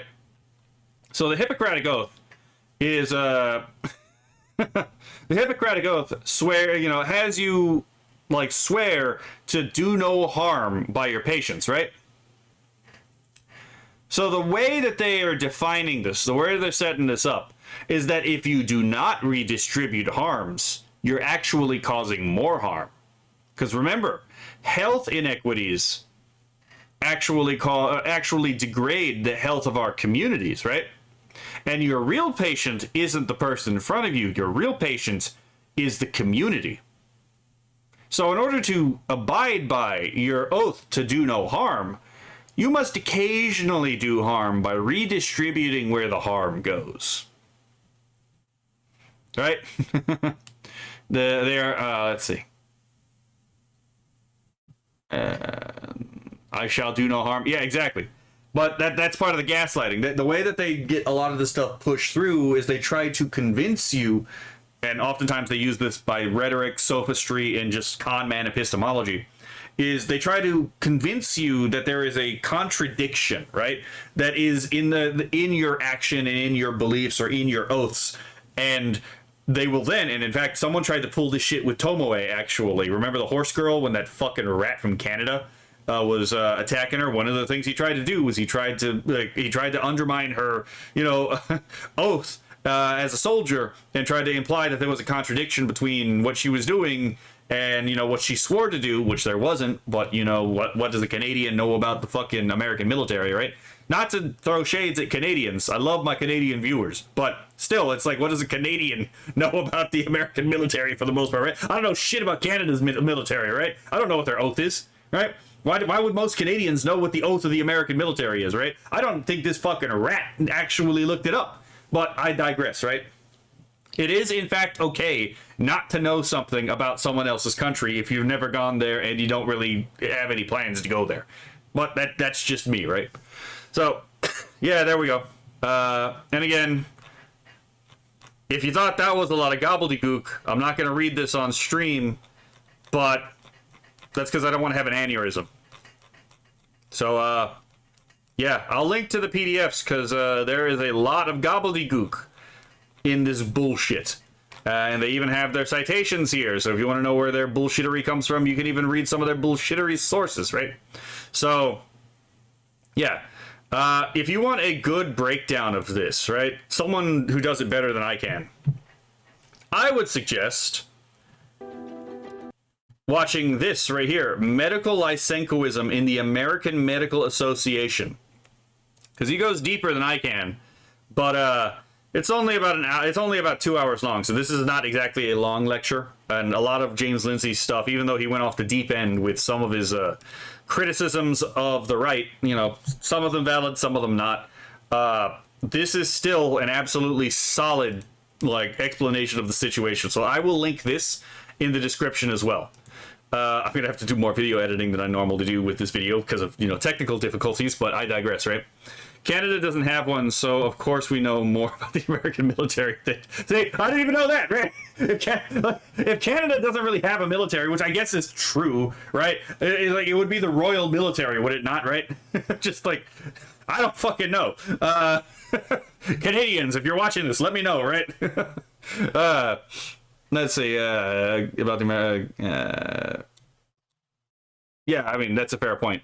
So let's get back to this. And remember everything we just covered about social equity, about racial equity, and about health equity, and how they're all connected to each other. And remember, this shit has been going on in the national health, in the NHS in the United Kingdom for longer than it's been going on here in the United States. But it is coming here in the United States. There will come a time where you can't really trust your doctor because you don't know whether or not they've been trained correctly or if they've been trained by one of these fucking Gnostic bastards. But anyway, let's get on. And here's a text message from his wife. He said, "How annoying, keep me updated." She said, "I will do, darling. I saw the nurse writing notes. She tried 3 times to spell ankle and then gave up and wrote leg swollen." If you are a doctor and you cannot spell the word ankle, you should immediately be relieved of your fucking duties. That is... See, this also doesn't make any sense to me because, like, if you're writing notes to pass on to a doctor, right, who's going to read it, and the doctor doesn't speak English, he speaks your language, why the fuck are you writing it in English? Right? Like, so this is just like, everything about this situation is confusing, and it oh my god. We technically have one, but it's all out of date and broken. We have 4 subs, 2 have caught on fire twice, and we almost sank. The last one was never left maintenance. Oh, interesting. There is no hope. No, there is hope. We actually have made decent strides in some places. As Kirsche herself has pointed out, do not blackpill. If you blackpill, the game is over. Right? If you want any kind of chance that this happens, do not fucking blackpill. Right? Do not despair. Don't. If I have to, I will fucking inject you with opium myself. Do not despair. Continue on the fight, man. Right? They want you to give up. They want you to be demoralized. Do not give them the satisfaction. Right? Is unacceptable on a level that should not even be fathomable. That is insanity, dude. And he gave an update here. Said, "My wife has finally been seen. 7 hours later, she has a suspected blood clot in her leg, which could have been lethal or caused a stroke or stillbirths if left untreated." Again, redistribute harms. Despite having the equipment, she's been told they can't scan to confirm it today and will have to wait a day or 2. In the meantime, they're giving her injections to remove the clot. She might have to take them throughout the pregnancy and postpartum. We still don't know. She has to wait another hour for blood to be taken again, her first injection, and then being sent home. This goes back to the whole point I have about, like, the Marxists and all of their, like, fucking daughter religions, because they are religions, being eschatological, having an eschatological ethic, right? It doesn't matter, right? People say it's like, yes, like, they're consequential. Well, not really. What they are is they have an eschatological ethic. They believe, because they're all speculative metaphysic, that their idea of how the world should work is so good that it doesn't really matter what the cost is to get there, right? It doesn't matter how many people have to die. As long as we can get communism to work, it's worth it, right? Or it doesn't matter how many people have to be driven to things like suicide and self-mutilation and all this other stuff. Nah, the queer theory idea is so important that we have to push on until we can obliterate, again, the concept of normalcy, which is, again, queer is just an identity without an essence. The entire point isn't about being gay. The entire point, if you actually read queer theoretic literature, is about the destruction of normalcy. Again, it's like, well, it doesn't matter if all mankind goes extinct. If we can eliminate the patriarchy, a world without patriarchy is, in fact, such a good boon that we can suffer the extinction of man to actually get there. These people operate under an eschatological ethic. It's not about the consequences that you will see. It's about things so far in the future you will probably never see them in your own lifetime, right? The end of history is the God of these people. And I use this in like the metaphorical sense, right? They don't believe this is actually a transcendent creator or anything like that. But man, in a very real sense, becomes his own self-creator, right? Defines his own species being. But, you know, his species, that which he, that which he is, and being, that he is at all, at the end, when he becomes the socialist man at the end of history, right? So, as a collective, not as an individual, right? But I digress. Let's see. Hello, Boo Huckley. The reason that community was always sick was only because they consumed drugs, especially poppers. Yeah, I mean, you can look at the behaviors of certain groups and be like, well, I can explain the health equity, right? The health inequities right here, right? You go in Australia and you see Australian Aboriginals fucking huffing gasoline, and it's like, I don't think you're supposed to huff petrol. In fact, actually, I think it's really fucking bad for you. What do you mean you're addicted to huffing petrol? No, stop that. Get some help. What the fuck is wrong with you, right? No wonder your health is declining. Let's see. It's true things are better now than they were 5 years ago. 5 years ago, the woke was untouchable. Yes, and that's why you have to keep fighting. You got to fight even harder, because if they come back, these people don't believe, these people aren't used to the right fighting back. These people are used to them getting their own way all the time, right? The right constantly making concessions. Their idea of normal is that they whine, they bitch, they moan, they continue to press, and the right gives them what they want, right? And they just completely fucking acquiesce. The fact that they right, quote unquote, started fighting back, and I'm saying right as in like their definition, not our definition, because we have different definitions of what left and right mean. These people are going to be way worse if they get back into power, right? They will be taking revenge on on us if they get back control of levers of power. Do not be fooled. You have not won. You have just gotten into a potentially more dangerous part of the game, the eye of the storm, right? So the left pushed us inch by inch, celebrating and refreshing after each one. We won't get out of this by pushing it all back at once. Yeah. It's going to be a while. You must actually stop grilling so that one day in the future you will be able to grill, right? And it will have to be in the future. Because if you choose to grill now, you will not grill in the future. She'll get a text for a scan sometime in the next day or two. In the meantime, we just have to hope it doesn't get worse. This should not be happening in a first world country. This is an unacceptable level of care for people in the UK. One scan could have confirmed all of this hours ago. There's no way there wasn't someone on staff at 2 hospitals capable of operating an ultrasound machine all day. Utterly inexcusable. Welcome to the third world. This is your life now. No, it's worse than the third world. It's worse than the third world. Because again, at least in the third world, almost everyone is equally incompetent, right? Here, the incompetence is by design. It's not incompetence by incompetence. It is incompetence by design, right? They are redistributing harms, right? One group A has lower health expectancy. Group A has health problems, right? Because of the fucking practices they have. So the group that actually behaves well, they actually have to be hurt. They have to die, right? That's the whole point. Let's see, don't black pill that the wins we are actually getting aren't enough. Each step is worth celebrating. Yeah, exactly. Right? The thing about dragons is the bigger the dragon you slay, the more glory there is in slaying it, right?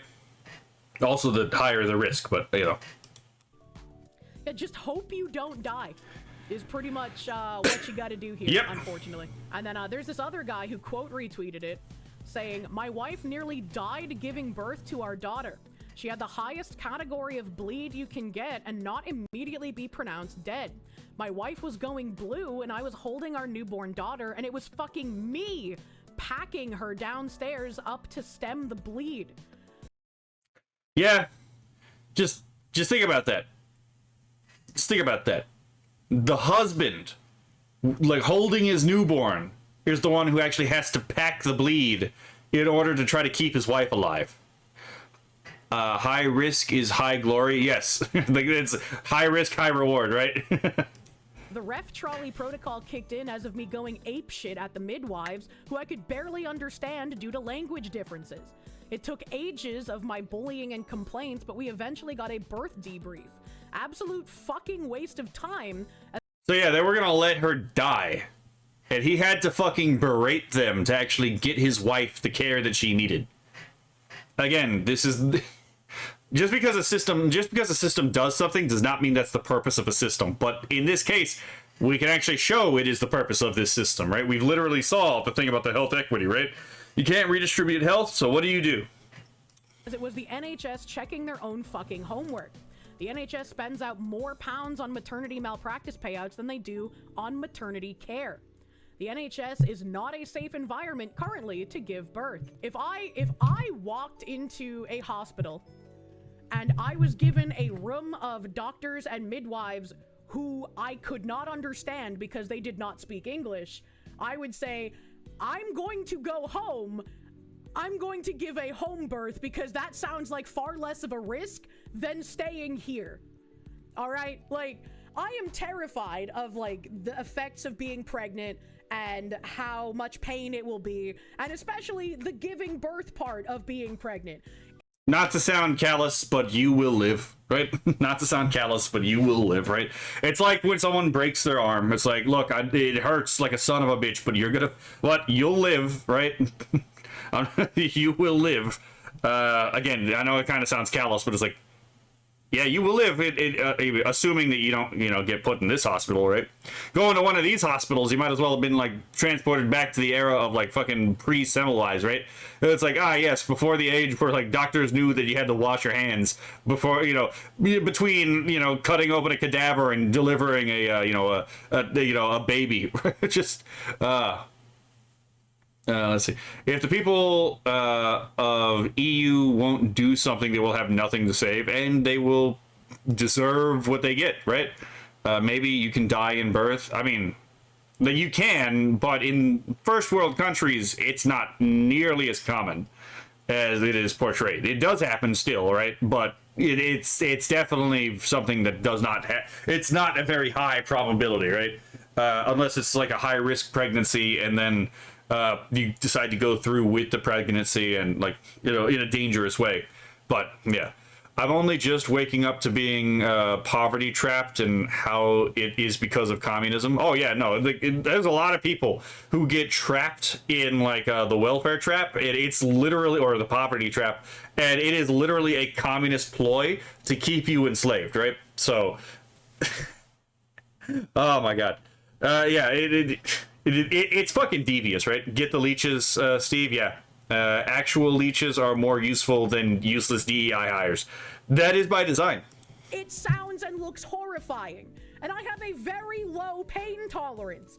That's actually a benefit here. Like, look, that is... So your brain actually gets flooded with endorphins after the birthing process. I think most women who, like, especially who've given birth, are aware of this, right? And part of the reason why is because it is that juxtaposition, and this is actually why I would suggest, if possible, don't get the tap, right, to dull the pain, is because, again, that flood of endorphins into the brain actually helps to create that bond between mother and child, right? And part of that, the effect is, again, the pain, the pain actually helps to solidify, this is what I've gone through, this is the reward for having gone through it, and the endorphins that flood through your brain help to cement that relation to each other, right? Get the let's see, the endorphins is through touch of the child. No, but that's my point, right? That's my point, right? Like, when you actually get to hold the baby, and it's like, again, the endorphins flood through, and again, it's the combination of the two, right? The endorphins are one thing, right? But if you didn't have the pain to contrast with the flood of endorphins, it wouldn't hit as hard. Like human and animals have endorphins with touch. Yes, I'm just saying that like they actually reinforce each other in this particular instance. Let's see. But I would rather go home and take the risks of doing a home birth without any of the marvels of modern medicine if my option is to be surrounded by people who don't give a shit about me and can't speak my fucking language. And considering this is the United Kingdom, very likely are people that have a grudge against you for racial reasons. Right. Let's not beat around the bush here, right? A lot of people with race grievances who might also have no interest in helping you, right? Unless they get berated and possibly just annoyed that they're getting berated. That's not happening. I'm not going to trust that scenario, and nobody should. A migrant surgeon in the NHS has been fired after he connected the wrong organs during a surgery. I want you to hear that. I want you to hear exactly that. Hold on. Not really my cousin. Had her twins by C-section. She loves her kids, but she had mental problems. Well, I mean, C-sections are also just C-sections are also just like a very they're not super unusual, but they're not as normal as normal births, right? Obviously C-sections are emergency situations, but you still have to go through a lot to get that C-section. You'll be under while it happens, right? But you will definitely feel the consequences after it, right? Let's see. Well, I mean, I guess you could theoretically be awake when it happens. There are certain people who have the unfortunate, the unfortunate hazard of being anesthetically aware. Local anesthesia, yeah, okay, yeah. Well, to be fair though, so we are comparing apples to oranges here, right? There is a significant difference. There's a significant difference between giving birth naturally, right? What the body is designed to do, right? It hurts like a bitch, but it is something that the body is designed to do, right? Versus literally getting cut open, right? So yeah, these are not really comparable things. But no, you're right about that. Let's say that makes sense. Extreme pain followed by endorphins is a stupidly powerful combination. Yeah, like it's not necessary. You can still develop an attachment to your children, as Cabot is pointing out, just through the rush of endorphins as well, right? But part of the solidifying mechanism is like evolution developed the painful response and the endorphin response to be to complement each other in solidifying that relationship, right? Like women before they realized and men were different when it came to the way pain relievers worked. Oh yeah, that's a good point actually. More proof that men and women are not the same. The fucking anesthetic, the analgesics, right? As Cosmic was saying, the experience just adds a increase modifier. But also this is very individual, right? Individual brains are also going to do this, because we could talk about generalities, but individuals can also just be outside of these considerations, right?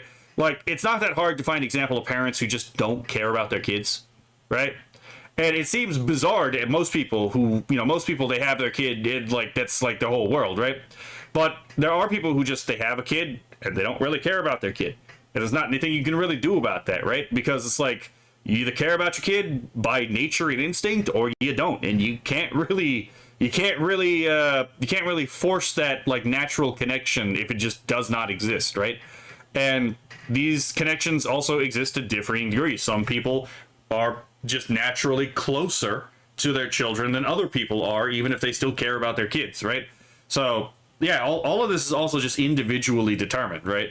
So, and it's not even just individually determined by the parent, because sometimes you'll have a parent who loves most of their kids, but they just have no connection for some non-discernible reason to one kid in particular. It's bizarre shit, but it's stuff that I have seen before. The mom's in pain gives the baby a 10 plus charisma buff. It's different when it's your own. I heard that so many times. Well, I mean, obviously, right? No one likes dealing with someone else's brat for the most part, unless they're actually related to them, right? It's like, like, do you want to care for this baby? No. It's like, wait, it's like, it's your cousin. Okay, hold on. I can entertain the little scamp for a bit, right? Hello, Kura. Hello, Cosmic. We know the left doesn't care about their children. If they did, why did they groom their children to be the opposite gender? That's a fair point. Painkillers don't do anything for me. My nerves be extra hardwired. The signal is getting through. Doesn't matter what chemicals you put in me, unless it's general, then there's no target. Oof. Oh, sorry about that, man. I disagree, Kura. They honestly think that they are doing the right thing. I believe they love just as much as... So it depends. Again, it depends. You have to remember that, like, a lot of this stuff with the kid stuff that's going on right now, is a lot of this is based off of queer theory, which teaches that, like, you are a mind, not a body. So you are a ghost in a machine. If that is the case, then no matter how useful the machine is, you are still just a ghost trapped in a machine, right? So what happens when the ghost of the machine don't jive with each other, right? When there's a disconnect between the ghost and the machine. Well, if you are the ghost, then the machine has to be brought into order. So if the ghost is the wrong gender, which is the whole predicate subtextually behind queer theory, then it is the body that is wrong, the machine that is wrong, not the user. So the machine has to be brought into alignment. Now, we can recognize this is incredibly unloving, because we also know that we are not spirits trapped in bodies. We are bodies that have spirits, right? We are, spirit being a, breath of life, right? The living principle. And if you are a body and your mind and your body disagree with each other, the thing that is most real, most prime, which would be your body, that's the thing that takes precedence over it, right? So if your mind believes that you are a woman when you're actually born a male, well, you are the body. So you are a male who believes they are female. So your mind is the thing that has to be brought into alignment with the reality of your body. So this all breaks down to a fundamental backwards conception of how reality works. If you place reality as primary, then all of this queer theoretic nonsense becomes very obviously bullshit. But if you place the mind as primary, which a lot of people do, then it suddenly starts to make a lot of sense, right? Even with my cousin twin, I was too scared to hold my little nephew. Oh, that's a very common occurrence, right? Some may, not all. Some are doing it specifically to virtue signal with their child. No, Kura is correct about this, though. Some of them do genuinely actually just instrumentalize the life of their child. And yeah, like Munchausen, and Munchausen by proxy in this case, right? Let's see. We are not a ghost in a machine. We are the product of the body's mechanics. No, but that's exactly what I was saying, right? There is no mind-body dichotomy. Like that's an illusion, right? You're not two separate substances that magically work together. No, there is no... The human being, both body and soul, is an integrated whole, right? But the thing that actually anchors the whole thing in being is the bodily aspect. If not for the body, there is no mind. Yeah, exactly. Dr. Abdel Rahman connected a patient's small bowel back to their stomach, creating a feedback loop, meaning the patient did not defecate for 3 weeks before being rushed in for an emergency procedure to fix it. I want you to re-listen to that. I'm going to rewind this, because just listen to the absurdity of this. Defecate for 3 weeks. Hold on. Wrong organs during a surgery. Dr. Abdel Rahman connected a patient's small bowel back to their stomach, creating a feedback loop, meaning the patient did not defecate for 3 weeks before being rushed in for an emergency procedure to fix it. First of all, there are two people in the wrong with this situation. First of all, obviously the doctor is in the wrong, because what the fuck do you mean you connected the small bowel to the stomach? Like, I don't even know how this thought would even come about. It's like, I don't think that most people without medical knowledge would even make this mistake. So what is this? It's like... But also, who the fuck goes 3 weeks without taking a dump and thinks, oh, that's fine? Are you fucking kidding me? Right? It's like, what the hell is going on here? Oh my god. Let's see.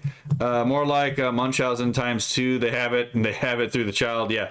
That's the by proxy part, eh? Piped the shit back into his stomach. Yeah, exactly. Literally piped shit back into his stomach. And he lasted for 3 weeks. Like, what the fuck is wrong with this guy? If you ever have the misfortune to see the size of my hands, you'd know I'd fear holding my 34 nieces and nephews every time.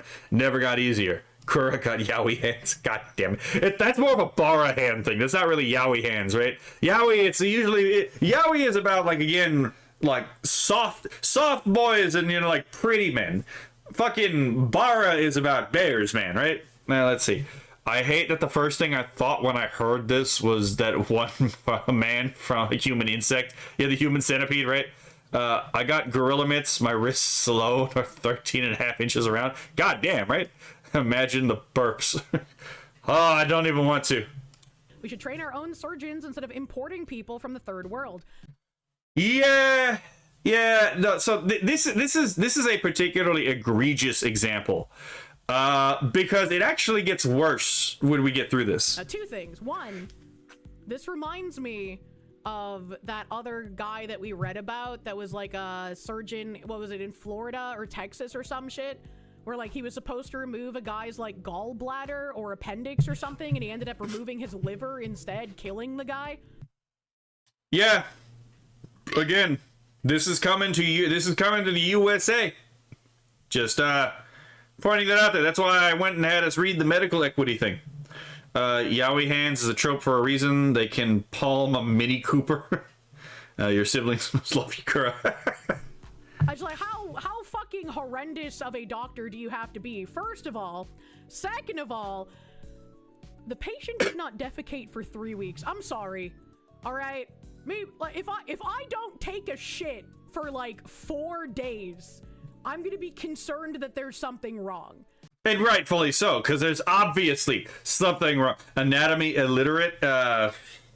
I will say though, it's like even people from the fucking ancient times, right, knew what the difference between a gallbladder, a spleen, and a liver was, right? So the constipation sucks. Oh, it does. But especially when you're literally defecating in your own stomach, apparently, right? It's like, I could not imagine how fucking sick this guy had to have gotten to last 3 weeks doing this. This is fucking absurd. But it's like, again, why did it take 3 weeks for this guy to report this? Oh my god. But the thing about this was, actually, wait, where the fuck was I going with this? Wait, I might have actually forgotten where I was going with this. Son of a bitch, yeah, I actually can't remember. And if after 4 days, and I'm very much paying attention to my toilet time at this point, if after 4 days I still am not shitting, I'm calling the doctor. How the— Yeah, exactly. Because it turns out the excretory system exists for a reason, right? You need to be able to get rid of waste. If waste is not being, like, again, removed from the body, it is being continually absorbed into the body, which is not good. It's waste for a reason. It's not that different from ungulates. Maybe he had a vegan diet. Oof. Oh my god. The cow strat, right? Oh no, wait, actually this would be more of like a rabbit strat. See, imagine the mega shite afterwards. I'd rather not, right? I won't disclose how often because it will reveal my socioeconomic status. You know what? That would make a banger tweet. Holy fuck. Let's see. Your body is always producing gas, and everyone lets out mini farts all the time that would force all the gas into his stomach. Exactly. Right? It took 3 weeks because people think they were just at the doctor. Must be paranoid. AKA people being stupid. Yeah, fair. You know what? That's a fair point. People are probably like, well, you took him to the doctor. It's like, yeah, that doesn't necessarily mean everything got fixed. The doctor can see you and just miss stuff. Or, like, apparently, like, fucking just, like, connect your colon to your fucking stomach for some reason. Right? Shite's so big it popped every lumbar on the way out. Oh my god. You fucking hear it like, hold on, let me see if I can catch this on the audio. You just hear his back go like, that didn't work. Fuck. I was really hoping it would catch that. Now, let's see. Rip the exit hole. Right? The fuck did this guy go 3 fucking weeks? That's insane. He was shitting into, yeah, he was shitting into his own stomach. How did it take him 3 weeks? We just don't know. Nothing makes me trust a doctor more than them wearing a nondescript shirt that says doctor.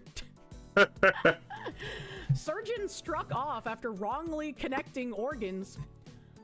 I do not understand how anyone thought this would be a good idea. Why would you introduce DEI into the fucking medical field? Holy shit, dude. It again, because it's all communism. Like I'm pretty sure she understands this, but it's like the whole point of this is, again, the demoralization and the destruction of the West, right? And one of the ways you do this is you attack them medically. This is a version of like medical warfare against the American people. Let's be absolutely clear about this. A doctor who botched an operation so badly it was described as not compatible with life has been struck off the medical register. Dr. Yasser Adli Abdel Rahman, an NHS locum surgeon from Egypt, carried out the flawed emergency bowel procedure on a young man. It meant the contents of the patient's bowel leaving his stomach were redeposited back into his stomach through a... Hold on, let's see. Mini farts, it's an A10, a run each time with me. Oh, good lord. Right? Dude's farts never made the sound again. Sue into the ground. I don't know how much you're going to get out of this guy, and you're going to see why, but I would agree. Sue, this guy should actually be in prison, as far as I'm concerned. Human body is designed to eliminate what it doesn't belong, but it costs blood plasma, which requires a lot of water, to be mineralized with salts and trace minerals, all available in sea salt. Like, oh, that name makes sense, right? Circular closed loop. The medical practitioner's tribunal service heard. The patient was left in uncontrollable pain and could have died but for another surgeon correcting the error in a second operation. The misconduct hearing, sitting in Manchester, was told. Rahman at no time considered that something may have gone wrong surgically, the tribunal heard, despite the patient's parents and other medics expressing concerns. Chat, I must pause and apologize to you, alright? Because I was thinking, alright, how long until the patient started having uncontrollable pain? Because if he was able to live 3 weeks of this, and we've already seen crazy gay furries use like dry ice to like melt off their hands so they can get mech replacements of like paw hands, how many just like crazy bug chasing gay men are going to go to someone to purposefully disconnect their anus and reconnect it to their stomach for a short period of time so that they can have some like crazy anal sex before needing corrective surgery? Like, don't even tell me I'm wrong. Someone is gonna do that. Dry ice to do what? Wait, you guys haven't heard that? That was a real... We just don't know, right? Again, the perfect place for that to have been placed in, right? But yeah, no, what she's describing is effectively a form of like body integrity identity disorder, right? The idea...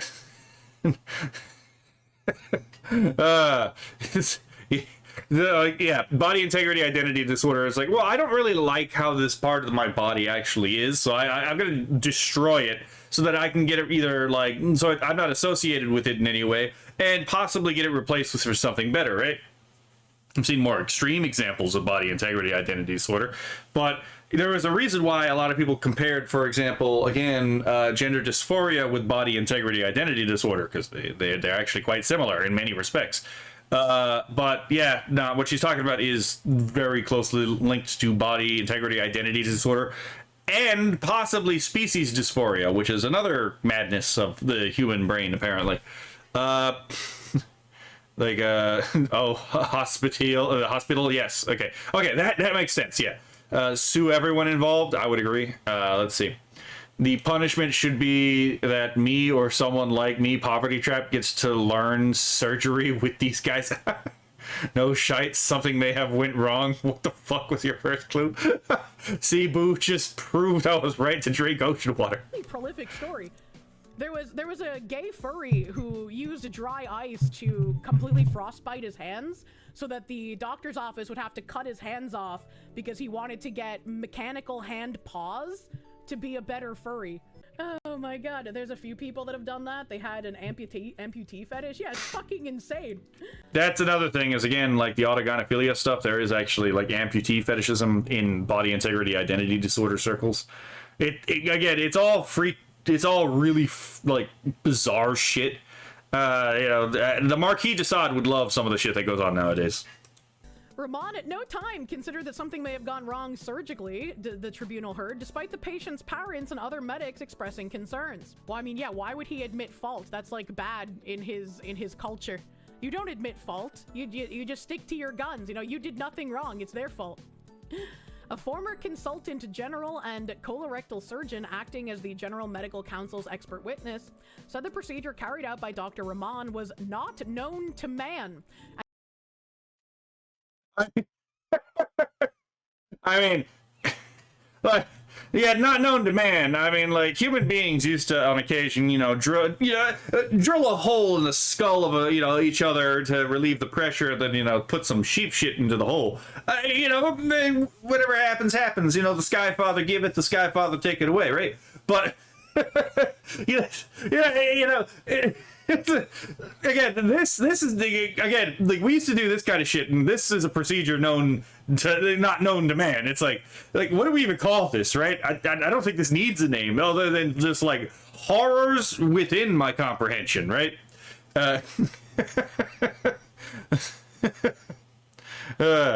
Just yeah, exactly. A gay furry. The sentence never goes well. Yeah, you're not wrong about that. Oh Lord, just stick with fursuit, you degenerate. I would agree, right? Just at that point, just yiff. There's no reason to take it any further. If I can replace my blood plasma faster with sea salt, then drinking ocean water will hydrate me at the same time. Ocean water is not going to hydrate you, but I'm going to leave this conversation up to y'all. Let's see. Sorry, just got home from work, so I'm chatty as fuck. That's fair. Like, I don't mind you chatting. And his error was... I actually like it when chat talks. as bad as it gets. Rahman, who qualified in 1993 from Ain Shams University in Cairo, Egypt, did not attend the hearing and was not legally represented.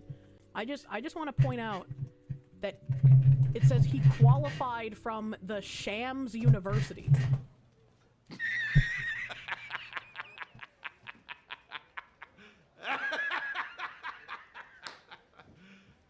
You serious? Okay, so I'm gonna have to clarify this for just for the sake of like being like again transparent about this. It's fucking funny because again, what Shams means in English, but that's actually not a surprising name in Arabic, right? It actually is a name that actually makes sense in Arabic, and I'll pull it up right now. So. Okay, that's one. Let me see if I can find the other one. So there are two components in Ain Shams, right? So I'm just going to give like a very brief etymological tour here. Because I'm a bit of a language nerd. So Ain Shams is short for Eye of the Sun. So here we have Ain, and then this is Al Shams, but Shams here means sun. And yeah, it's just like the word Shams in Arabic just means sun. So this is literally harking back to the old like heritage of Egypt. You know, Ra, the Eye of the Sun is one of the symbols of Horus. So do not redeem. I am a doctor, right? But yeah, it's not about quackery, right? But it is funny because sham does mean quack, right? They did. I don't think this guy actually graduated from the university. I think he was actually dismissed from the university, which makes it even funnier, in my opinion. But yeah, no, Ain Shams actually just means Eye of the Sun. Right, it's a funny meme, but I just kind of wanted to like put out this thing here because like we can meme on this all we want, but it's like I do want us to at least know that it does actually have a real meaning other than like quackery and scam. This was actually not invented specifically for like signaling to the English-speaking audience, right? Sham quack doctor. I mean, who was a quack doctor? The retarded version of good old Dr. Mengele, yeah. Let's see. When there's not enough blood... Okay, I'll leave y'all to talk about the salt. Let's see. Oh, shit. Etymological breakdown. What the fuck? Craigasm? Would have been better off if it was Ra or Horus. Well, I mean, that would make sense if they spoke Egyptian, because like Re means sun in Egyptian, right? And but let's see, Ein Shams, yeah, no, one Shams, one Sham. I mean, I heard Ein, and like the first time, whenever I hear Ein, my thought goes to like Hebrew, where it's like you know, the Ein Sof and Or Ein Sof and all that Kabbalistic shit, right? Where it's like the Ein is no, so like the Ein Sof is the no thing. But anyway, I'm sure his teacher, Mr. Mugube, was quite intelligent. Yeah, a little bit too far north for that one, right? Ein Shams, isn't that like one sham, right?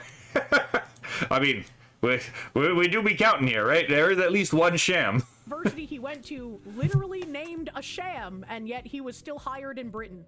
What the fuck are we doing? He claimed he had been made a... Yeah, again, it's funny in context after the fact, but like that's actually not a red flag in and of itself, right? Maybe the school produces shit doctors, I don't know. But like the name of the university is actually not a red flag. It actually does have a meaning, and it's tied to the cultural identity of, you know, Egypt. Scapegoat after a witch hunt following the operation carried out at the Royal Oldham Hospital, where he was working as a locum on August 25th, 2020. The MPTS imposed an order restricting his work as a doctor in July of the following year, but Rahman broke the conditions of the order as he then applied for and secured a job as a locum at Affidea Express Care Clinic in Ireland in February 2022, the tribunal found. Question. If he had an order restricting him from practicing as a doctor, even if he broke the conditions by seeking work as a doctor, how fucking bad is the vetting process at whatever the fuck Affidea Express Care Clinic is that they would hire someone with a restricted order on their file? It's almost as if, again, these people don't really have a way to vet a lot of the people that are coming in claiming to be things like doctors. Right? Again, remember the whole thing about redistributing harms? This shit is coming your way, right? How long until you get one of these fucking doctors where someone you know fucking does a medical procedure, quote, unknown to man, right? Let's see. The name of the school is not the problem, but the region of the school location is. No, I agree. I'm saying the name itself isn't the problem. The problem is, again, the location, the location, and the fact that they can't vet this person properly, right? It's like, ever since the brain drain in the Middle East has occurred, a lot of bad things have been happening, right? Let's see. DEI breaks the law on purpose. Yes, it does. It also harms people on purpose.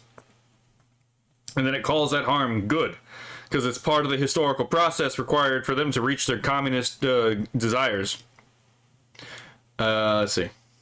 What the actual fuck? Hello, I am John Doctor from Bullshit School of Anus Mechanics. Okay, that's funny. This breach of the order imposed on his work was an aggravating feature, the tribunal ruled, to already significant errors in surgery and post-op care, the hearing was told. So he's going to be put in prison, right? He's going to be put in prison for fucking, like, medical experimentation, right? Or, like, practicing without a license for all kinds of other shit he almost certainly did that was illegal in doing this thing that almost got this man killed by performing an act that was literally unknown to science. I don't think most schizophrenics could have come up with this idea. How did he... Yeah, I mean, it is wishful, yeah. It was incompatible with life, not unknown to man, which makes it funnier. No, they said unknown to man, too. Earlier in the article, they said both. Let's see. All doctors want to enslave you with medical debt. I mean, I did have an entire video on that. It's not all doctors, but there are, because there were actually doctors that fought back against the destruction of the affordable healthcare systems we used to have. But there, you know, greed itself from the doctors themselves did actually motivate the terrible situation we're in right now. Let's see.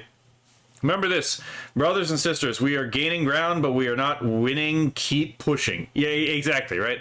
Don't confuse taking the hill for, like, again, conquering the mountain. This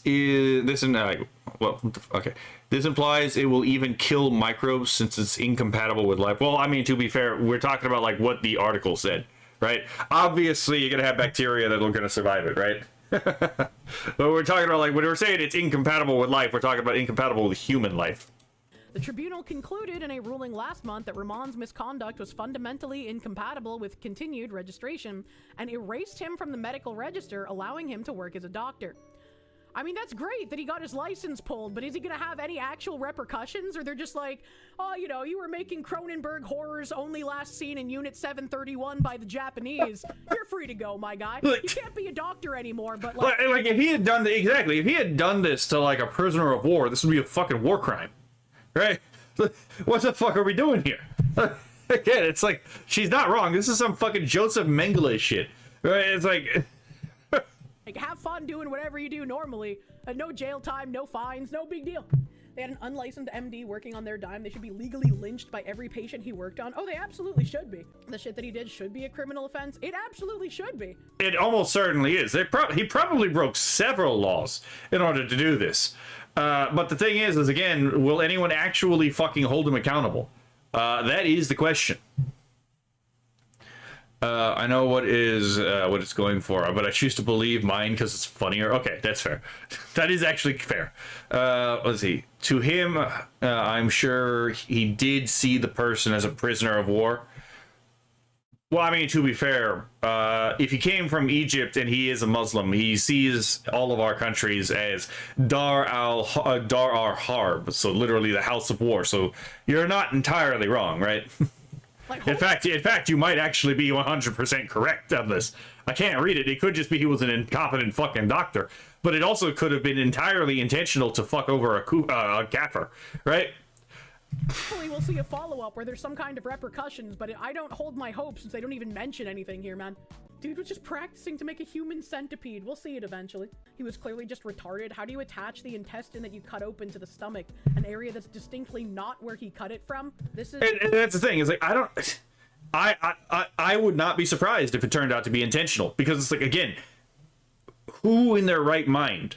I don't think most people who have no medical knowledge would have thought about doing this. So it's like, again, how would you even come up with this if it wasn't intentional? I can't prove it was intentional, but it's like, it wouldn't surprise me if it was, because this seems like it was a thing, like a thing that you could have only come up with if you were trying to do something like this. I'm pretty sure he just saw tubes and thought they're interchangeable, right? Yeah, but presumably he would have.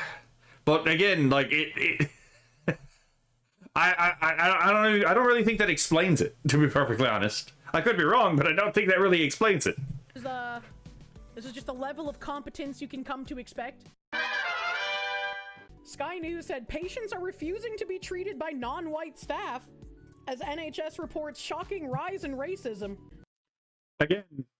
Again, they gotta monitor the social inequities, because that causes health inequities, right? They got to be anti-racist because they anticipate, again, that the patients who are going to complain about this are going to do exactly that. They're going to complain about it, right? They're going to rightfully complain about it because they're being fed into this machine to, again, fuel an ideological agenda that will absolutely just eat them as sacrifices in order to perpetuate itself, right?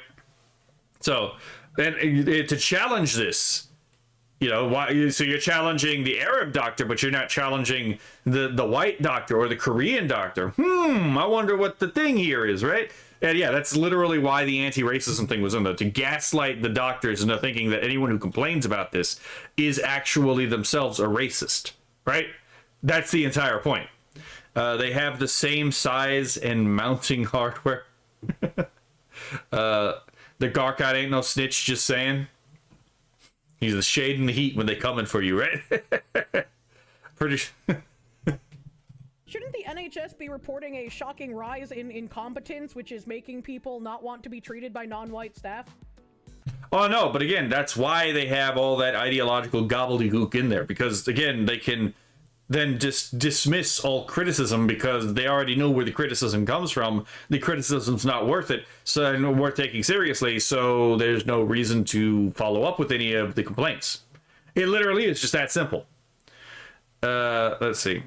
If we were like a machine and a ghost, as in we are stand in control of the body, it would be abusive to cut your own body to fit your own ego, body betrayal.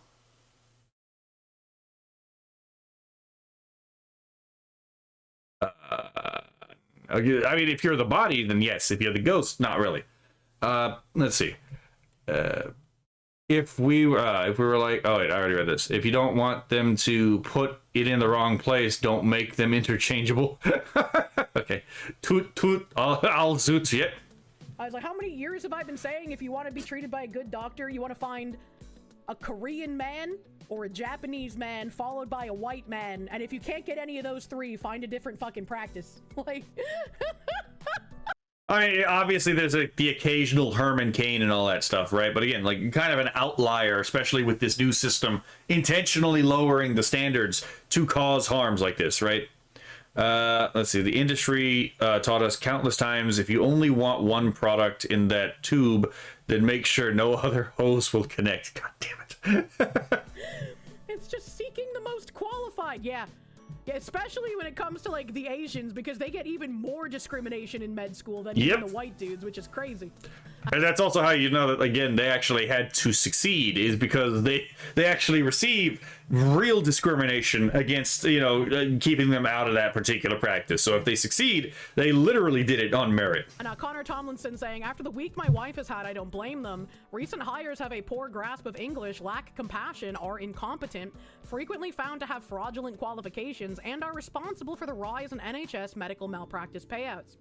Yep, and that part right there is also another thing to point out. It's like these people lack compassion, right? Because they don't really see you as the same kind of person as they are, right? So it's like, And in fact, some of these people probably think that they're superior to you, right? What was that whole thing? Again, you could just... Count Dankula recently released a video on Memory TV where it's like... I love how he actually brought some of this shit up, where it's like, oh yeah, you just like people making a fool out of themselves on Memory TV, because again, like this is actually what they believe, right? Including the thing about like the non-believers of the people of the book, right, being the worst of creatures. The Jews and the Christians are literally the worst of creation. So it's like, yeah, they don't see you as an equal. They don't see you as an equal. They see you as a lesser thing. So of course they're going to view you with contempt. Their religion literally teaches them to view you with contempt. So yeah, this is not surprising.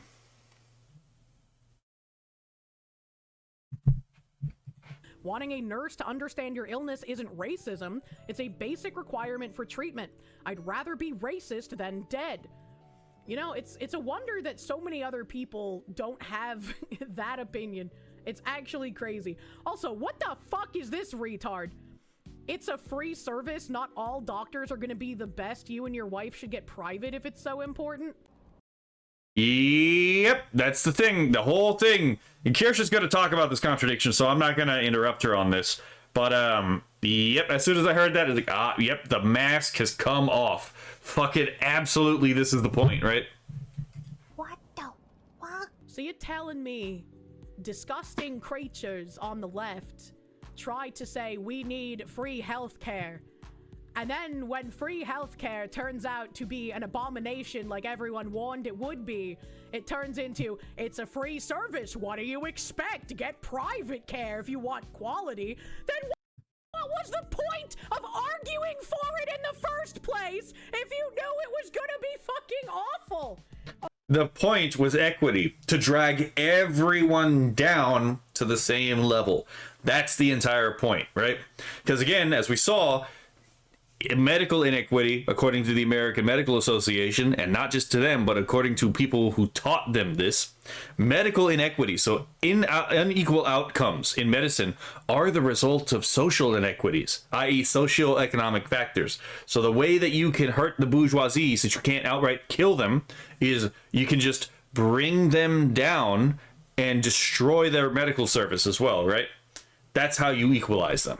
So that is one way. It's a there's a multi-layered attack going on, and that is one of the ways that they tried to do this. And again, they don't really care how many people have to die. They will absolutely offer you as a sacrifice to their fucking abstractions, right? To the gods in their head. Oh my god, dude. It's a free service. My eye-watering tax bill begs to differ. True. Yep. It's free for the rest of the world and people who don't work. It also pushes the cost of private care beyond being affordable.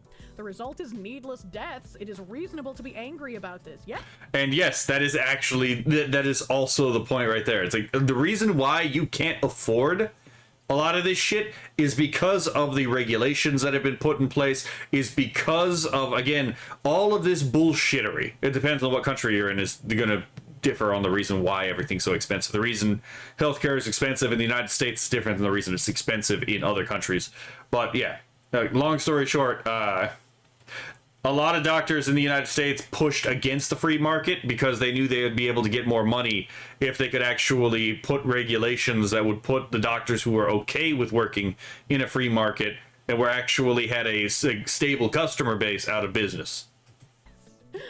So they can kill you if you can't afford actual health care. Let's see what this fucking article says. The UK sewing, this is so much fun.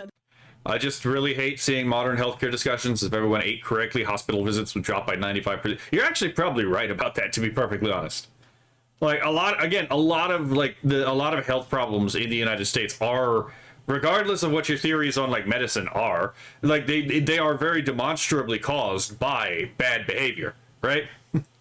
Let's see. And a lot of that behavior is you're just not eating correctly. This is going to be amazing.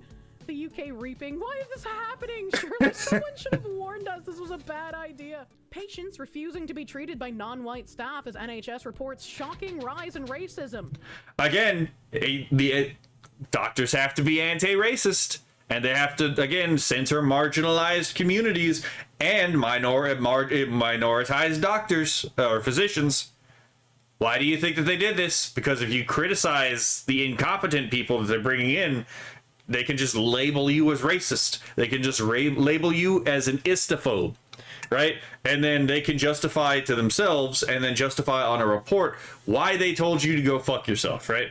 That's literally the entire point here. It is a layer to not immunize, but yeah, you know what? Actually, inoculate. That's a better word. That's a method of inoculation against the rightful criticism of these policies. You leave my pink goo nuggies alone. It's not really that shocking. Paul Awa, a Bedfordshire-based diagnostic radiographer originally from Nigeria, said it's definitely gotten worse. People are more expressive. NHS staff have been called dirty foreigners and monkeys amid a noticeable and unacceptable rise in racism from patients.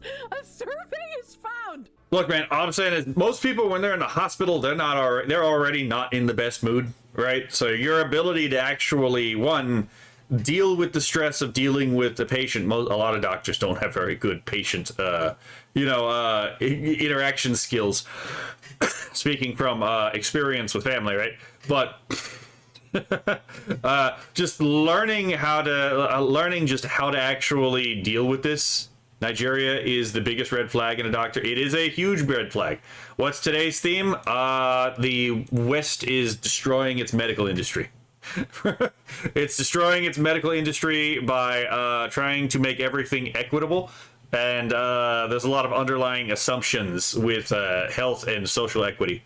It's freaking crimson, yeah. Boy, that escalated quickly. To be fair, Again, are there good doctors that come from Africa? Occasionally, yeah, but again, it's like, it depends a lot on where you're coming from. Like, you would have gotten better doctors from Rhodesia than you would have gotten from, let's say, Zululand, right? just pointing that out there, right? Zululand still exists. It just happens to be a subset of South Africa. But just like, again, at the same time, when Rhodesia was around, you would have gotten better doctors out of Rhodesia than you would have, out of Zululand. And to use another comparison with Zululand, if you're going to get a doctor from Africa, the Afrikaner's probably going to be a better doctor than the fucking, Zululander, again, or the Xhosa. And even among, again, like Bantus, yeah, you're going to find occasionally there's a good doctor, but again, the society that they have is the way that it is for a reason, right? The culture doesn't exactly, reward excellence. Let's see. According to Pseudo, they just passed them to get them out the fuck of the school. Yeah, that is the thing. That's why I was like, it does it happen occasionally, but it's not the norm, right? And you do have a reason to be skeptical, especially in South Africa, if your doctor is, for example, Bantu. And it's like, okay, did you actually pass, or did they pass you just so they don't have to deal with you anymore? I'm extremely worried all of a sudden my doctor has more melanin than the whole rest of my town and last name to match. If I go to the doctor and I have someone who I literally cannot understand and who cannot spell the word fucking ankle, and I am in excruciating pain, needing assistance from a medical professional, I can understand why some of these things might be said out loud. Yeah, because again, like you're in the hospital. You're not there because you want to be there. You're there because something has gone wrong and you need it to be like addressed. Healthcare has already been destroyed long ago. Look at the old food pyramid recommendation. Yeah, the thing I was talking about was before the food pyramid thing, though. But yes, you are right. Well, the food pyramid thing is also just like its own little like thing that had a lot of like, again, really. There's a lot that goes in the food pyramid thing. The food pyramid was always bullshit. But again, it like if we're gonna talk about like nutrition with food, you have to get into like, again, where did your ancestors come from? Because that's gonna impact what foods you can and cannot eat, right? And which foods you can tolerate more than others. Because again, the different people are not the same. They do have different evolutionary, adaptations to their environments. Because it turns out the evolutionary pressures placed on, a Japanese person who's been, on the Ainu, right, is different than the evolutionary pressures that were placed on, let's say, like a Yawara or a Yaghan. So they're going to be they are physiologically different people. Oh yeah, but as I was saying, that's the thing I was saying earlier, though. Is like patient fucking bedside manner and customer service are things doctors very rarely excel at. And yes, if you cannot fucking understand what your patient is saying, and you are in the land of English speakers, right? So it's not like you're an English speaking doctor and then you go to like England and then everyone understands each other. No, this is like if you were an English speaking doctor and then you went over to practice in Japan and then fucking didn't speak any Japanese. Like, what the fuck are you doing, right? How are you going to interface with your fucking patients? That doesn't make any sense. And yeah, so like they're important to all these people. They're not learning the goddamn native language. And it's like, yeah, of course they're getting called all these terrible things. One, you're in the middle of like emergencies or urgent care situations, and then you're making things worse because you cannot interface with the people you're trying to help. No wonder they're calling you slurs, right? Like, what the fuck did you think? The Society of Radiographers said the trend over the past 18 months is a poor reflection on society and described the behavior. The myth of the species-appropriate diets. Look outside, we can all eat meat and thrive. It's not about species. It's about, again, like you can just look at people and understand just from observation that different environments like promote different phenotypical adaptations because they're, again, advantageous. Look, for example, at latitude and skin tone, for example. That's like one obvious example. But you can also look at, for example, hair texture. With hair texture, depending on the climate of the environment, oftentimes it heavily dictates what kind of hair texture you have, right? If you live in a place with harsh winters, you're probably going to have either lightly curly or like just straight coarse hair. Or straight, thin hair, because it turns out these actually mostly cover the scalp, and that's where most of the heat radiates from. So you want to keep your scalp covered if you live in places with intense like coldness. But in, for example, many of the most arid places on Earth, you find that you have curlier hair is often very common in these peoples, and the reason why is because when the air passes over the hair, it actually passes through the curls, over the scalp, and then the sweat can be wicked away from the skin, right? It doesn't do that in humid environments, though, because it has to be arid. Because sweat doesn't do the same function in a humid environment. It doesn't really work at all, actually, in a humid environment, than it does in an arid environment. Because in an arid environment, it actually can wick away from the skin, whereas it can't do that in an arid environment because the humidity prevents it from evaporating off the skin. But we can also see this, for example, in the fact that like there have been observations of higher rates of heat tolerance in Australian Aboriginals, for example, of like higher lower temperature tolerances in Yaghan, right? Those are two examples. But we also have the examples of, like, for example, higher red blood cell counts in Tibetan populations, right? Mountainous peoples oftentimes have, like, especially, genes specifically designed for dealing with the limitations of mountainous environments. And we can even trace where a lot of these genes came from, right? At least with the issue of, like, blood cells, especially red blood cells in Tibetan populations, we actually know exactly where that came from. That seems to have come from the Denisovan, I can't speak right now, peoples, right? So it's like, all of this is documented stuff, and it would be kind of, like, outlandish to think that, like, different populations don't have different dietary, needs, at least to a degree, right? I mean, obviously the main diet of all human populations is going to be the same, right?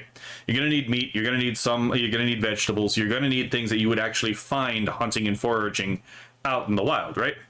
But at the same time, you're going to find that certain groups are going to be more able to eat certain things than others because it was actually accessible and advantageous for them to eat, right?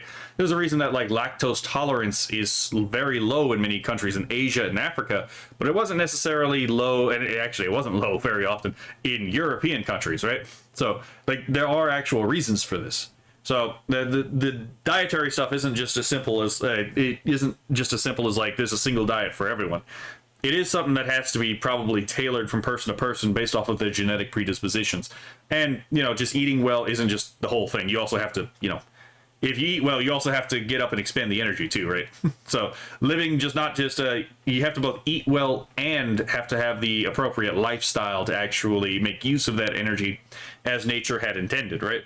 So, but yes, I do think that there is a lot of bad information about nutrition out there based off of very faulty assumptions in nutritional science. And one of those faulty assumptions is that, again, different lineages are all identical, when it's like, no, some of the genes that would help you, for example, in sub-Saharan Africa would not help you at all and might actually be detrimental in Europe if you were living in a pre-civilization society. And if you were to reverse the thing, you would also function. Certain genes in Europe or Asia would have been extremely detrimental in, for example, Australia. So it's like, I do think that it is probably this is actually one of the reasons why it's like I find biochemistry fascinating, but it's like it's a little bit too complicated for me, to be perfectly honest. Let's see. Longbow, hello Longbow. Let's see. At very least, medical students need to learn medical English. Yeah, exactly. If my profession requires me to interact with nothing but people at their worst, my bedside manner is to be incredibly efficient with my language to get my job done quickly and correctly, not cold. Exactly. Species-specific diets can exist. Look at koalas and pandas. Well, that's not necessarily what they were saying. Look, my people survived 40 years in the desert thanks to bread. Yeah, and you know what? When I started eating quail, everyone got sick and people started dying from diarrhea. So you got a point there, right? I'll be dead before you get me to stop eating this stuff.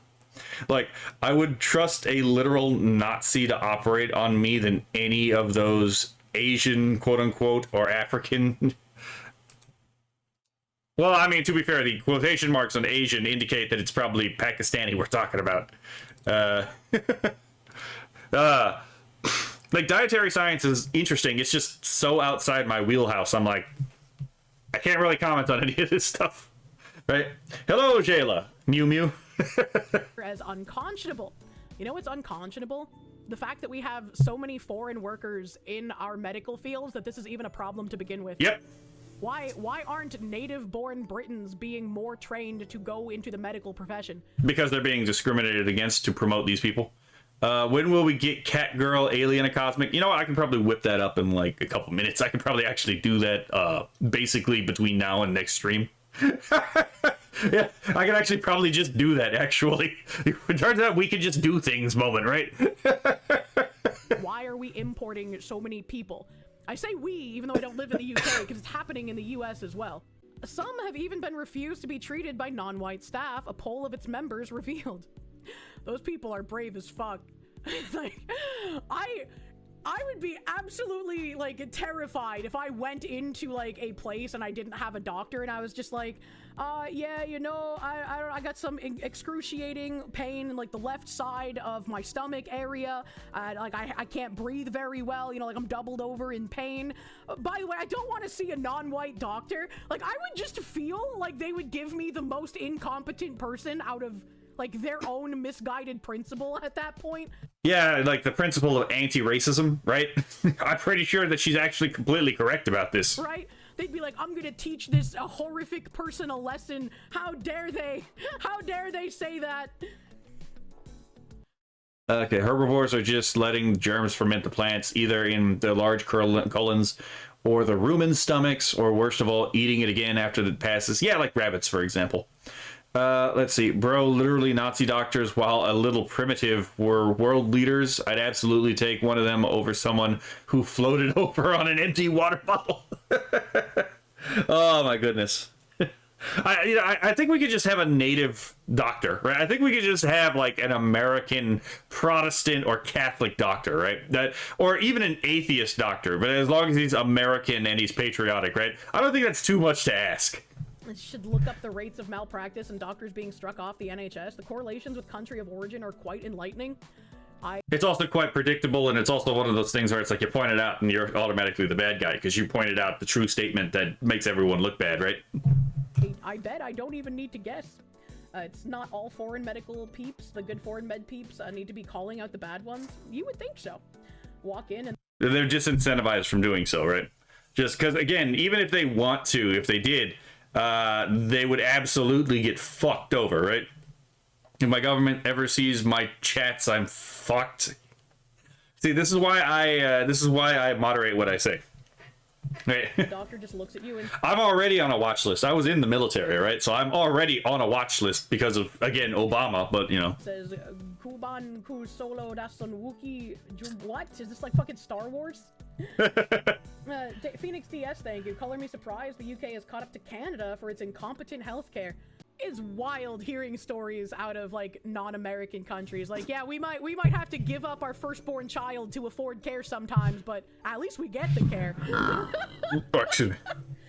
A sonographer in the Midlands of Asian descent said several patients have said to her, this country isn't the same with all those people coming over here taking our jobs. Oh, clearly that person's a bad racist if they couldn't tell that you were also one of the people taking their jobs, right? Moderation, never heard of it. Is it the kind of food I can eat? Can I eat it? Oh, okay. Like, I don't know if I believe that. Because, like, again, if you're angry about those people taking your jobs, you're not going to complain about those people taking your job to one of those people. Yep. That's just not normal. That's just unreasonable. She said such incidents. It sounds like it would also be kind of strategically stupid, right? Because so you go complain to someone of the group that you're complaining about taking your jobs, and it's like, yes, I'll file this away. I'll take your complaint, right? One, the complaint might not ever get processed, and if it does, it's probably going to be processed against you, right? Have become more prevalent, blaming the media and certain political parties where people are openly expressing such views. Paul Awa, a Bedfordshire-based diagnostic radiographer originally from Nigeria, added, it's definitely gotten worse. People are more expressive now. What used to be something people wouldn't say, now the rhetoric has changed. People wouldn't say it to be polite. Yeah. Politeness has been beaten out of most people. And yeah, it's that social currency that was once mentioned, right, by that one comedian. It's like, yeah, that social currency is running out real fucking fast. And they don't want to see what happens when it becomes a deficit. I definitely don't want to see what happens when it becomes a deficit. Modern doctors practice and are hypocritical oaths. Well, you have to remember that, like, do no harm is based off of what you actually know, right? Let's see. And if you're mistaken about how something works, then it's not a violation of the Hippocratic Oath, because the Hippocratic Oath doesn't really predicate itself on impossible knowledge. Let's see. I have always said what I think. If I become a criminal because of that, whatever, so it be. Fair. Let's see. Can't you just say, because of my religious beliefs, I need a Jewish or Catholic doctor?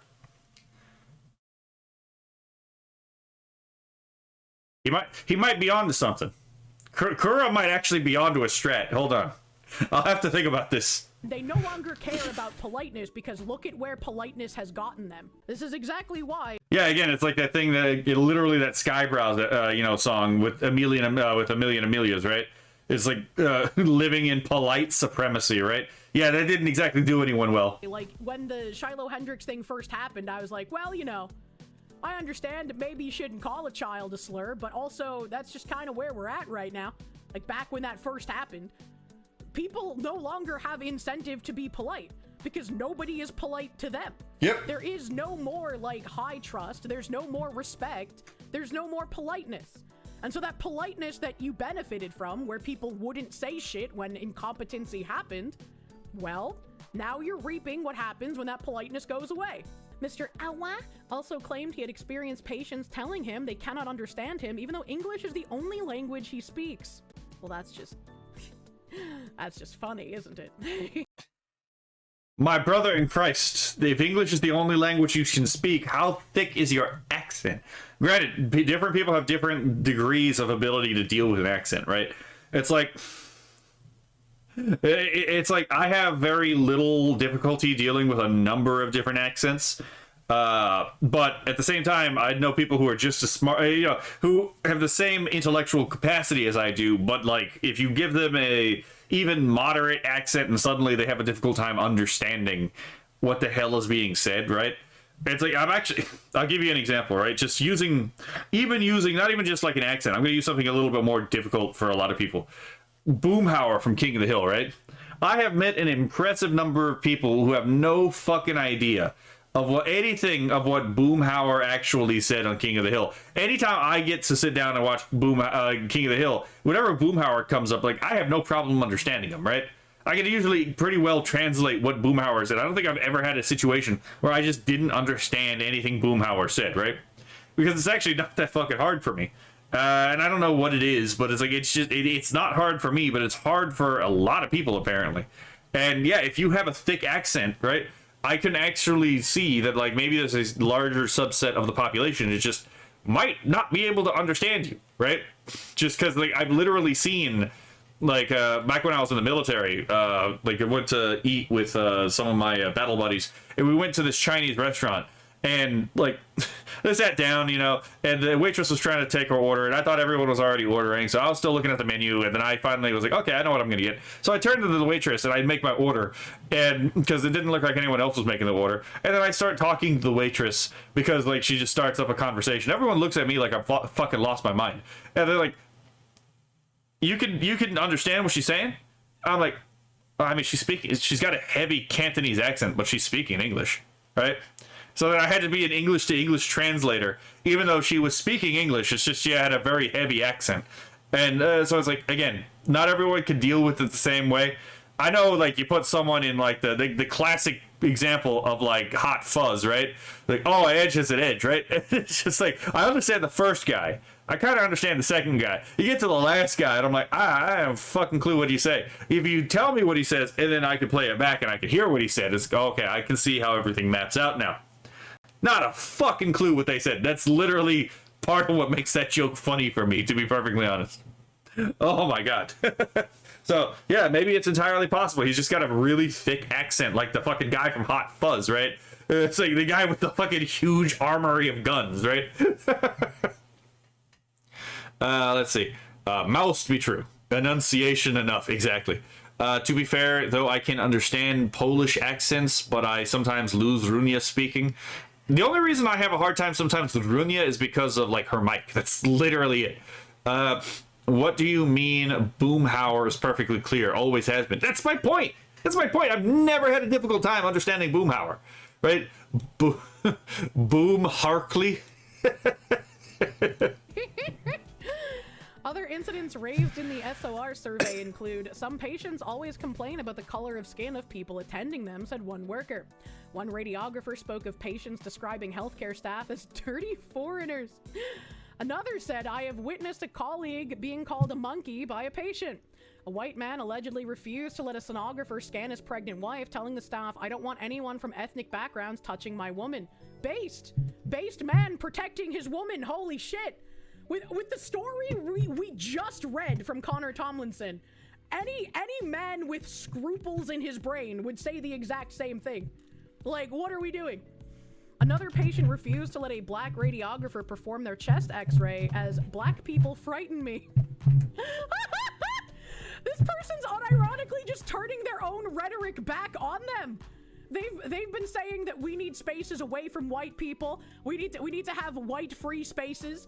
You know, this is a person of color space. White people cannot be here. Yeah, it's an act of domination. That's all it is, right? It's like, again, that shouldn't have to go with, you know, with saying, because it should be bleedingly fucking apparent. But it is ultimately a combination of two things. One, the alleged oppressor class must become the oppressed class, right? This is how they tend to sublate the class conflict, which is not going to work, but they keep trying this stupid shit. And then the other thing is, okay, so it's the class conflict thing. I had another idea. I had another thing in my brain that just like fell out. Oh yeah, so it's like the obliteration of class distinctions through like the inversion of the class relationships, and again, it's the whole right to like the right to access, right? It's like you don't have a right to exclude yourself from the parasite class, right? You know, the communist, but the communist has the right to exclude you from the benefits of the commune, comrade, right? And this is where we get to it. It's like, again, like all of these allegedly oppressed groups are just different expressions of proletarian when it comes to the class conflict in these different groups, right? Whether it be the race Marxism, the sex Marxism, the normalcy Marxism, all of these groups, right? All of the oppressed classes, think of them as the proletariats. Now think about what the slogan of the proletarian has always been: workers of the world unite, right? So think about it as proletariat of the world unite. The whole point behind this is, again, you had no right to exclude us, but we have the right to exclude you, right? Let's see. Some accents don't work for me, like mainland Chinese, but for the most part I can run them all. For Christ's sake, my best friend in my 20s was a heavy drinking Newfoundlander, right? And had full accent and cadence. 200 words of gibberish a minute in a heavy accent.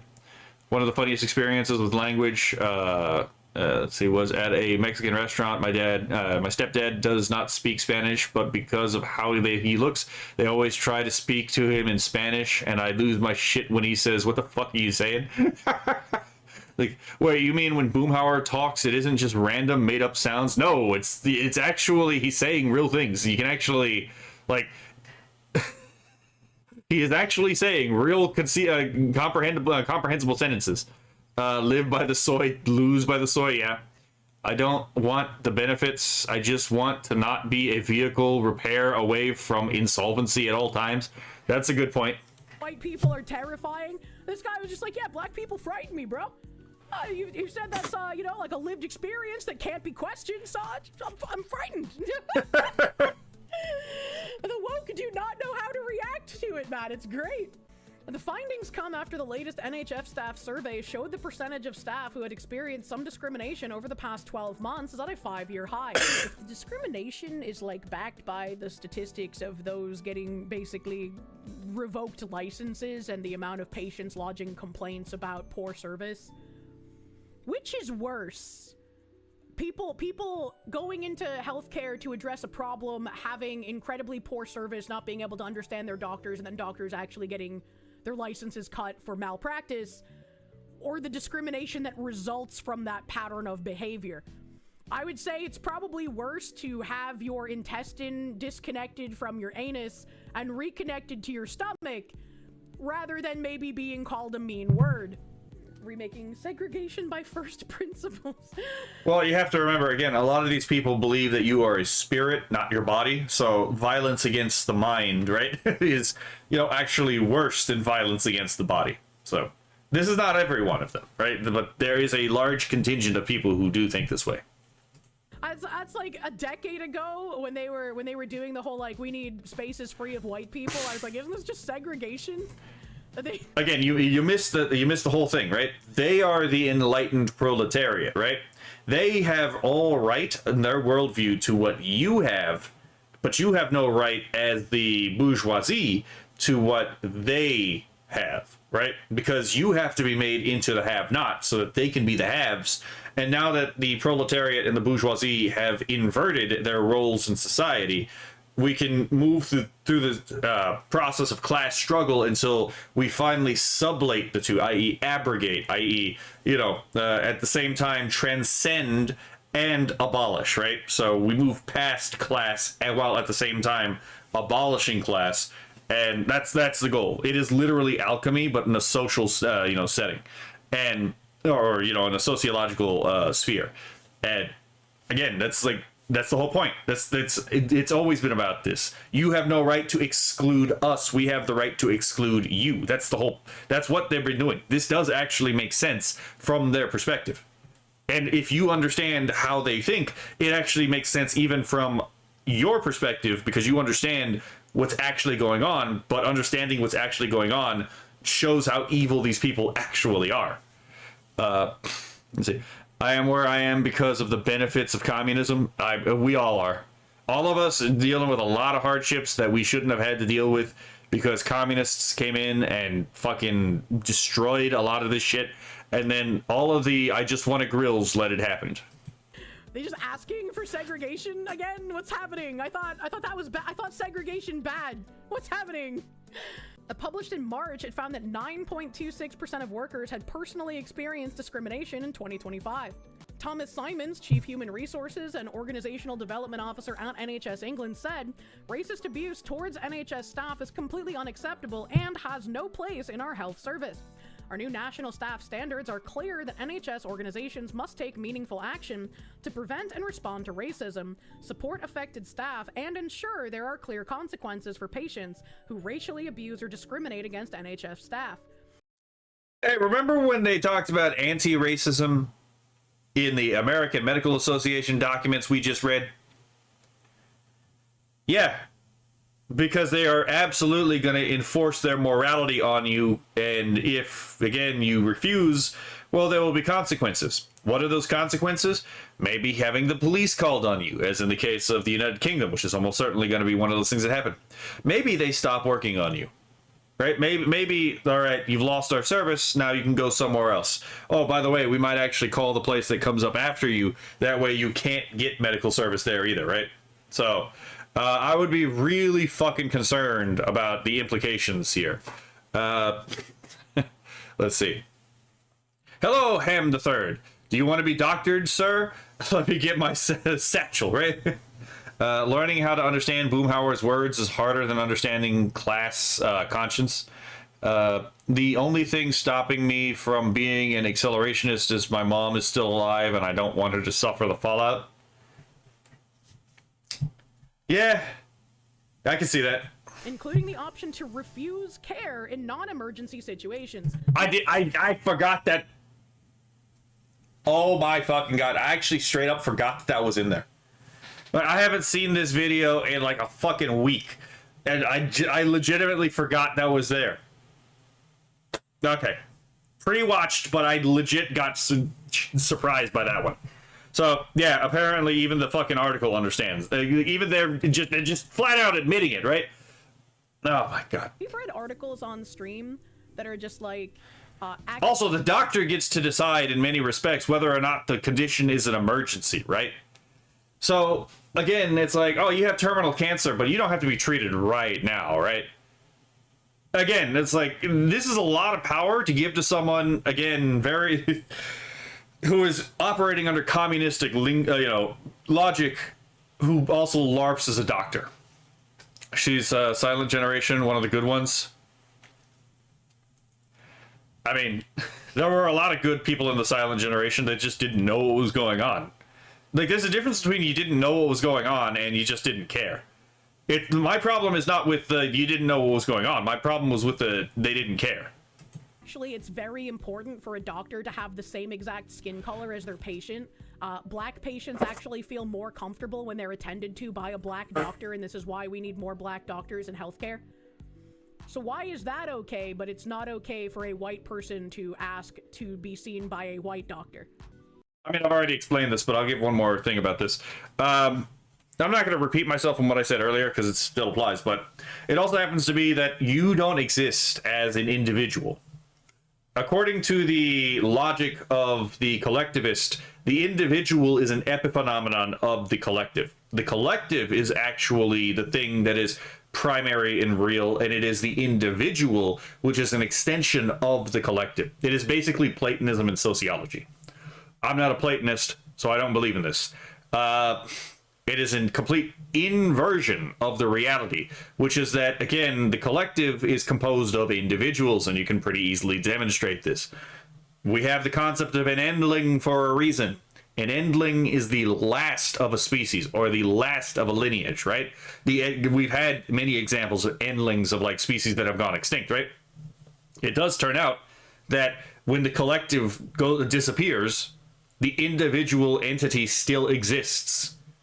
So it's not that the individual depends on the collective, it is the exact opposite. Ontologically speaking, the only thing that keeps the collective around is the fact that individuals exist. If there are no individuals, the collective ceases to be, because the only thing keeping the collective instantiated in reality is the fact that individuals exist. So, but yes, because these people are Marxists, they believe that the collective is more real than the individual. In fact, that's why the socialist man at the end of history is not a man who is self-actualized, but rather who is class conscious, right? He is a man who is realized that what he is a member in the in a collective body of all mankind.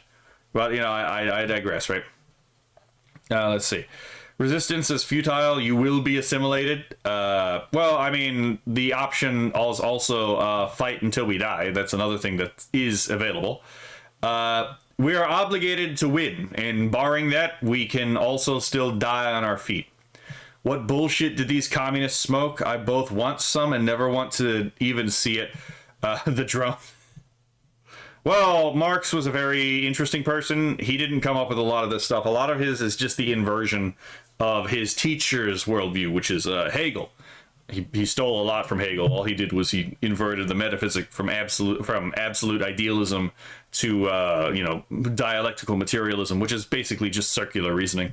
Why would there be repercussions, including refusal of care? Yep. If a white person says, I don't want my wife to be seen by a non-white doctor? Why would there be any kind of repercussions for this? To punish you. This was advocated by the left to have the skin color of the doctor match the skin color of the patient. This was something... Again, I think Kirsche understands this, but she's doing this for like a rhetorical point. I'm just trying to explain the part that's just left out there that I don't see a lot of people actually explaining, right? They advocated for and they wanted. You cannot say black doctors for black people, but white people must be seen by any doctor of any race. Actually, you can. If you understand how the communists think, this is not exactly that hard to understand. But then again, they think dialectically speaking. They think dialectically, which involves explicit contradiction being accepted as truth. So these people think in madness. Let's see. If we do lose, then we need to leave the whole rap load of spite behind that prevents their desires from ever being realized. I mean, barring saving the country, which it should be our first priority, right? The absolute highest priority of any goal should be to prevent any kind of global state from coming about. That would be the worst. That would be worse than an extinction event, in my personal opinion. At least in an extinction event, yeah, sure, human life ceases to be, but at least human beings can die free, right? If we ever actually got subjected to a global government system, right, especially as technology has progressed, right, and we can automate many systems, that could be a situation where, at least in principle, it could be self-sustaining and there would be no escape. You would absolutely see reality potentially descend into the kind of hellscape that like the Gnostics envisioned it as, right? Where it's like, again, you have these malevolent powers creating this false world that, you know, is estranged from the real. The closest thing you could ever get to that would be communism. I don't think, could it work? I don't think it could. because the thing is, like, there's too much space to regulate the world, you know, from. And good fucking luck trying to do so, right? The only way you could potentially do that is through leveraging nuclear weapons to possibly like coerce your way into like again control. But I don't know that would work either, because there's a lot of ifs. I'm just saying, like, if there was even a possibility of a global government, that would be the highest priority to actually just like stop in its tracks, because then there is no escape, right? If you are going to advocate for any kind of racial commitment to doctors, this must be applied evenly across the board.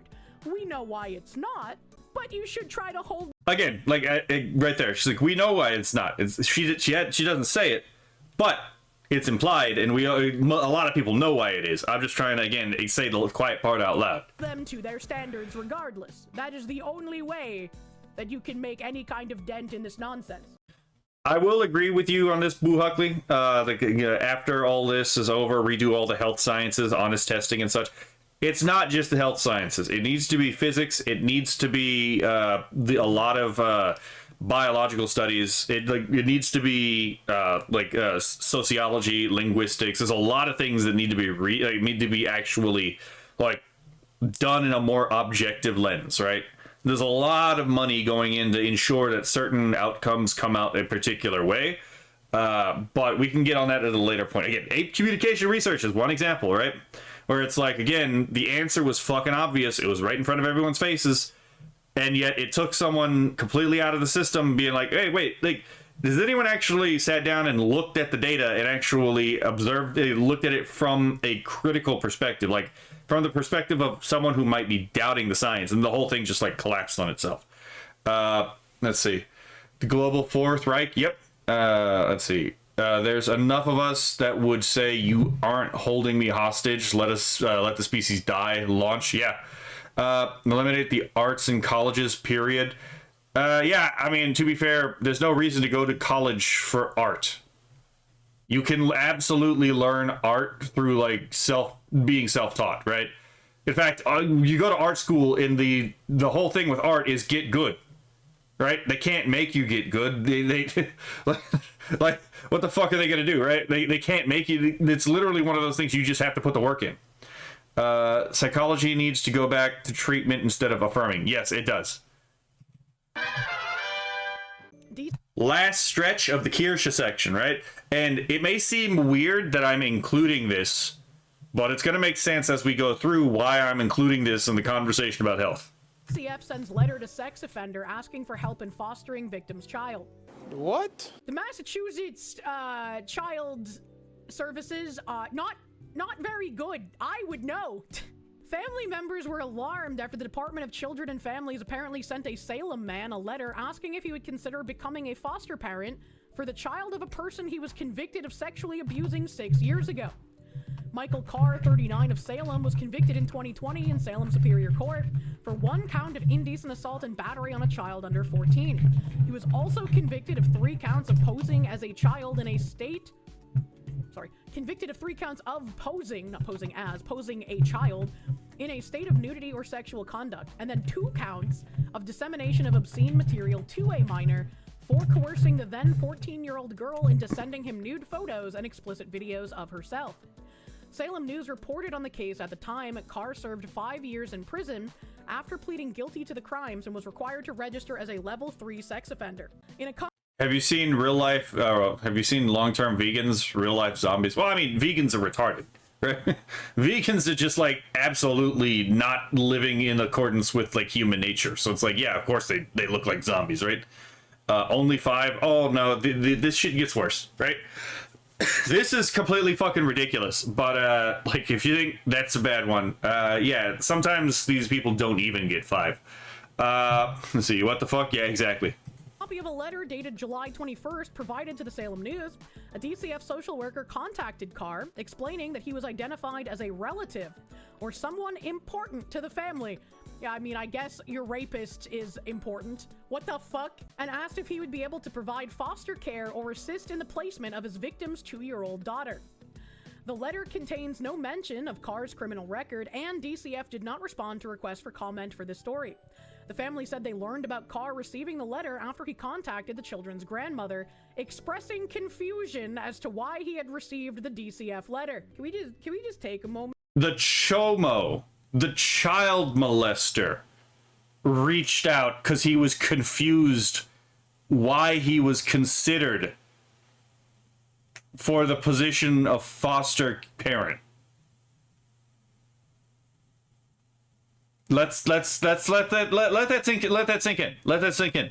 The fucking criminal who was like arrested for molesting kids was the one who reached out in confusion and signaled the alarm.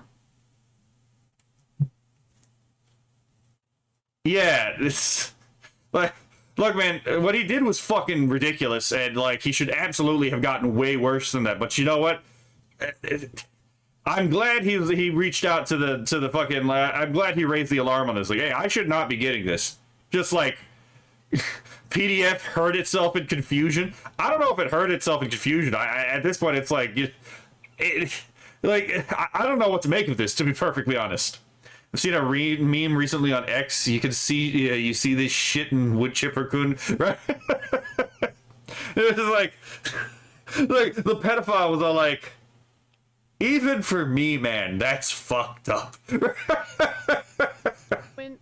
To express how even actual convicted pedophiles are confused at how fucking horrendous the system is. This pedo's like, hey, the state wants to give me your kid, and I think that's kind of weird. I guess we're lucky that he reported it instead of was just like, yeah, give me the kid, bro. I'll take care of it. The fact that even he is going, what the fuck? Yeah, exactly. Even the rapist is fucking confused. Isn't there a restriction of criminals containing victims? You would think so. But once again, this is Massachusetts, so the mother and the other family members have now raised concerns over Carr being contacted with a letter containing the full name of the child, as well as why he would even be considered as a candidate given his status as a registered sex offender. Well, I mean, this is Massachusetts. It's a bit of a shithole, let's be fair. So it's like, what the fuck? What, the actual fornication? Yeah, again, I'm bringing this up for a reason, because I'm about to comment on it. I'm just trying to see if I can find a particular citation. And his criminal history with the mother. Hey, do you guys remember that program that they did in Germany where they, like, gave out children to pedophiles, like, just to see what would happen? Oh, yeah, I remember that. I remember reading about this. Yeah, this was a real thing, right? The irony of the PDF realizing how stupid the system is. Yeah, exactly. It's like, it's so bad, even the pedophiles, like, this seems kind of fucking ridiculous. What the fuck are we doing here, right? Happened. Do you remember that? I remember that. I have no idea why he would even have gotten the letter in the mail or been a candidate for taking a child, especially with how close he was to that whole situation, said Kylie Ritos, a cousin of the mother. It's very upsetting that someone so close to me is being affected by this, not only the mother, but also the kids, because DCF is preaching that the mother should get mental help for what Carr put her through, and then they're doing this. She continued, that's only going to put her back 5 steps through the whole process. The mother was placed into DCF custody as a minor as a result of Carr's abuse. Ritos said she and the mother have repeatedly contacted DCF to say that she, Ritos, would be willing to provide a home to the 2-year-old child who has been in DCF custody for about 18 months. The mother's other child, who is 5 months old, has been in DCF custody for about 2 months. Why are this mother's children in DCF custody in the first place? Like, what did this mother do? Like, we've established that she was a victim of grooming and rape. But, like, how and what has she done to lose custody of her children? Rito said she... That is also a good question. It's just, again, like, a lot of people don't ask questions like this, right? You do have to sometimes point out how difficult it can be. Oh, it depends, right? It depends on where you're at. Because some places are really, really trigger happy to, like, remove your kids if they can from your control, but others are really reluctant to do that. So... it really does depend on the the circumstances, but yeah. Let's see. No, that wasn't a typo. I really meant sustum. Oh, okay. I don't even know if I actually noticed the typo. I think I just read it as a pun. Lol. Okay, fair enough. Received no correspondence from DCF. The children were initially taken into DCF custody following 2 separate physical altercations between the mother and her then partner, according to Ritos. What the fuck? How? How did she get into like 2 scuffles and then DCF took them away?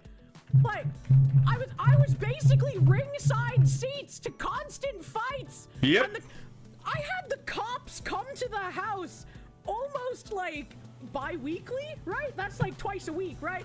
I think we've all seen the Cure Mom files. That's kind of yeah. I've seen the Cure Mom files. It was a pretty bad childhood, it seems. We'd come to the house, they would come inside, they would wake me up and be like, hey, you gotta wake your brother up, we're gonna take you to your grandparents' house. The cops knew what was happening constantly, and still, no repercussions. And yet this person was in 2 fights, and that's all it takes nowadays? What the fuck? I mean, that's a good thing. That's a good thing, I suppose, that it's happening faster. But it boggles my mind just how many people knew what was going on in my mom's house, and DCF didn't care until she started illegally selling firearms. That was the line for them. Like, what the fuck? They need somebody who will protect them and put them in the best environment there is, Rito said. I love them like they're my own kids, and I feel like I can't do anything from the outside looking in. No one at DCF seems to care that I'm here. She expressed outrage at the path of the letter. And this doesn't surprise me, right? This doesn't surprise me that this Ritos lady is like, hey, I'm a friend of the family. I'm willing to take care of the kid. I have a home. I have a steady job. There's no reason I can't look after this child. Again, Massachusetts child services are absolutely fucking retarded. Yep. I was a child, and my mother was deemed an unfit parent when I was like a wee tiny babby, and she lost custody when I was like under 1 year of age. They would not give me to my father despite him having a stable job and living with his parents. Yeah, it turns out the unfit mother could absolutely decide where the child apparently went. As bizarre as that is, right? It's like, oh yeah, the dad seems to have everything together, and then the mom says, I don't want him to have custody of the child. It's like, well, I mean, you've literally been proven to be unfit to be the mom, so well, I guess we're still gonna listen to you. Because my mom was basically like, yeah, if I can't have custody, I don't want the father to either. And like, if my grandparents and my dad hadn't recounted this to me, I would have been like, that just sounds way too stupid to have been real. So it's like, I was lucky that my grandparents are as wonderful as they are, and they were just like, well, we should be able to take her as the paternal grandparents. Why would she go into foster care? That doesn't make any fucking sense.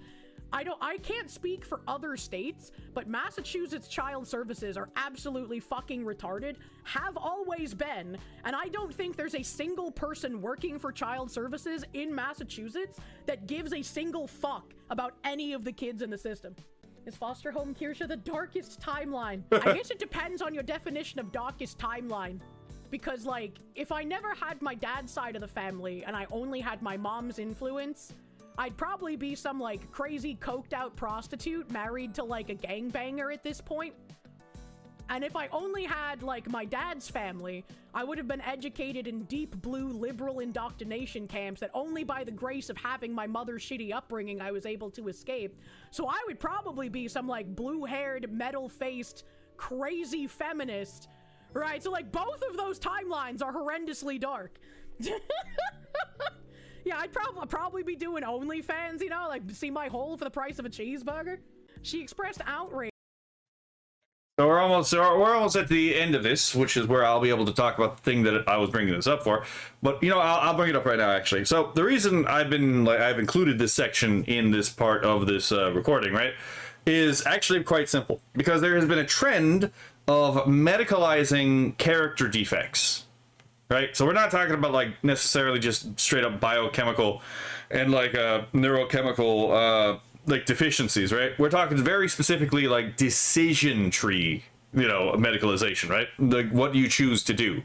Personality disorders being like the very obvious one, right? We have narcissistic personality disorder, histrionic personality disorder, borderline personality disorder, antisocial personality disorder. You know, like these are character defects first and foremost, right? Literally the thing with the personality disorder is your personality is the thing that needs to be fixed, right? You as a personality, your personality is the problem that needs to be resolved, right?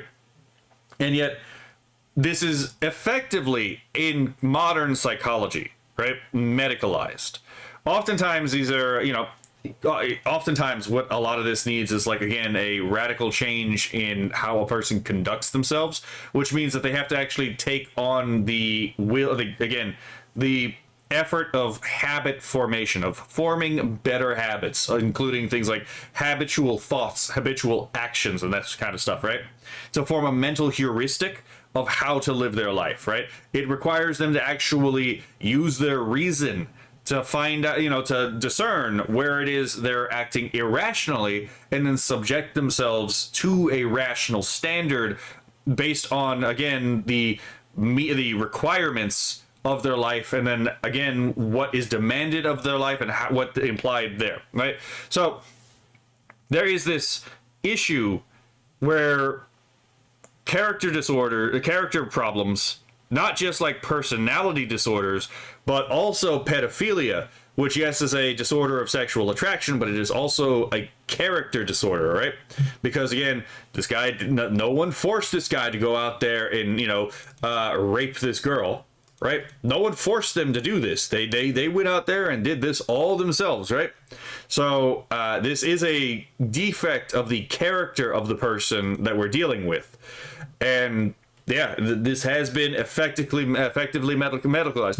Do we all remember the old TED Talk about how, again, like where that one lady goes on and like to the whole TED Talk community tries to defend minor attracted persons, not and as it was a weird fucking TED Talk. But yeah, this is a thing that has been going on. So remember how medical equity is tied to things like social equity, right? So your health is the result of socioeconomic statuses, right?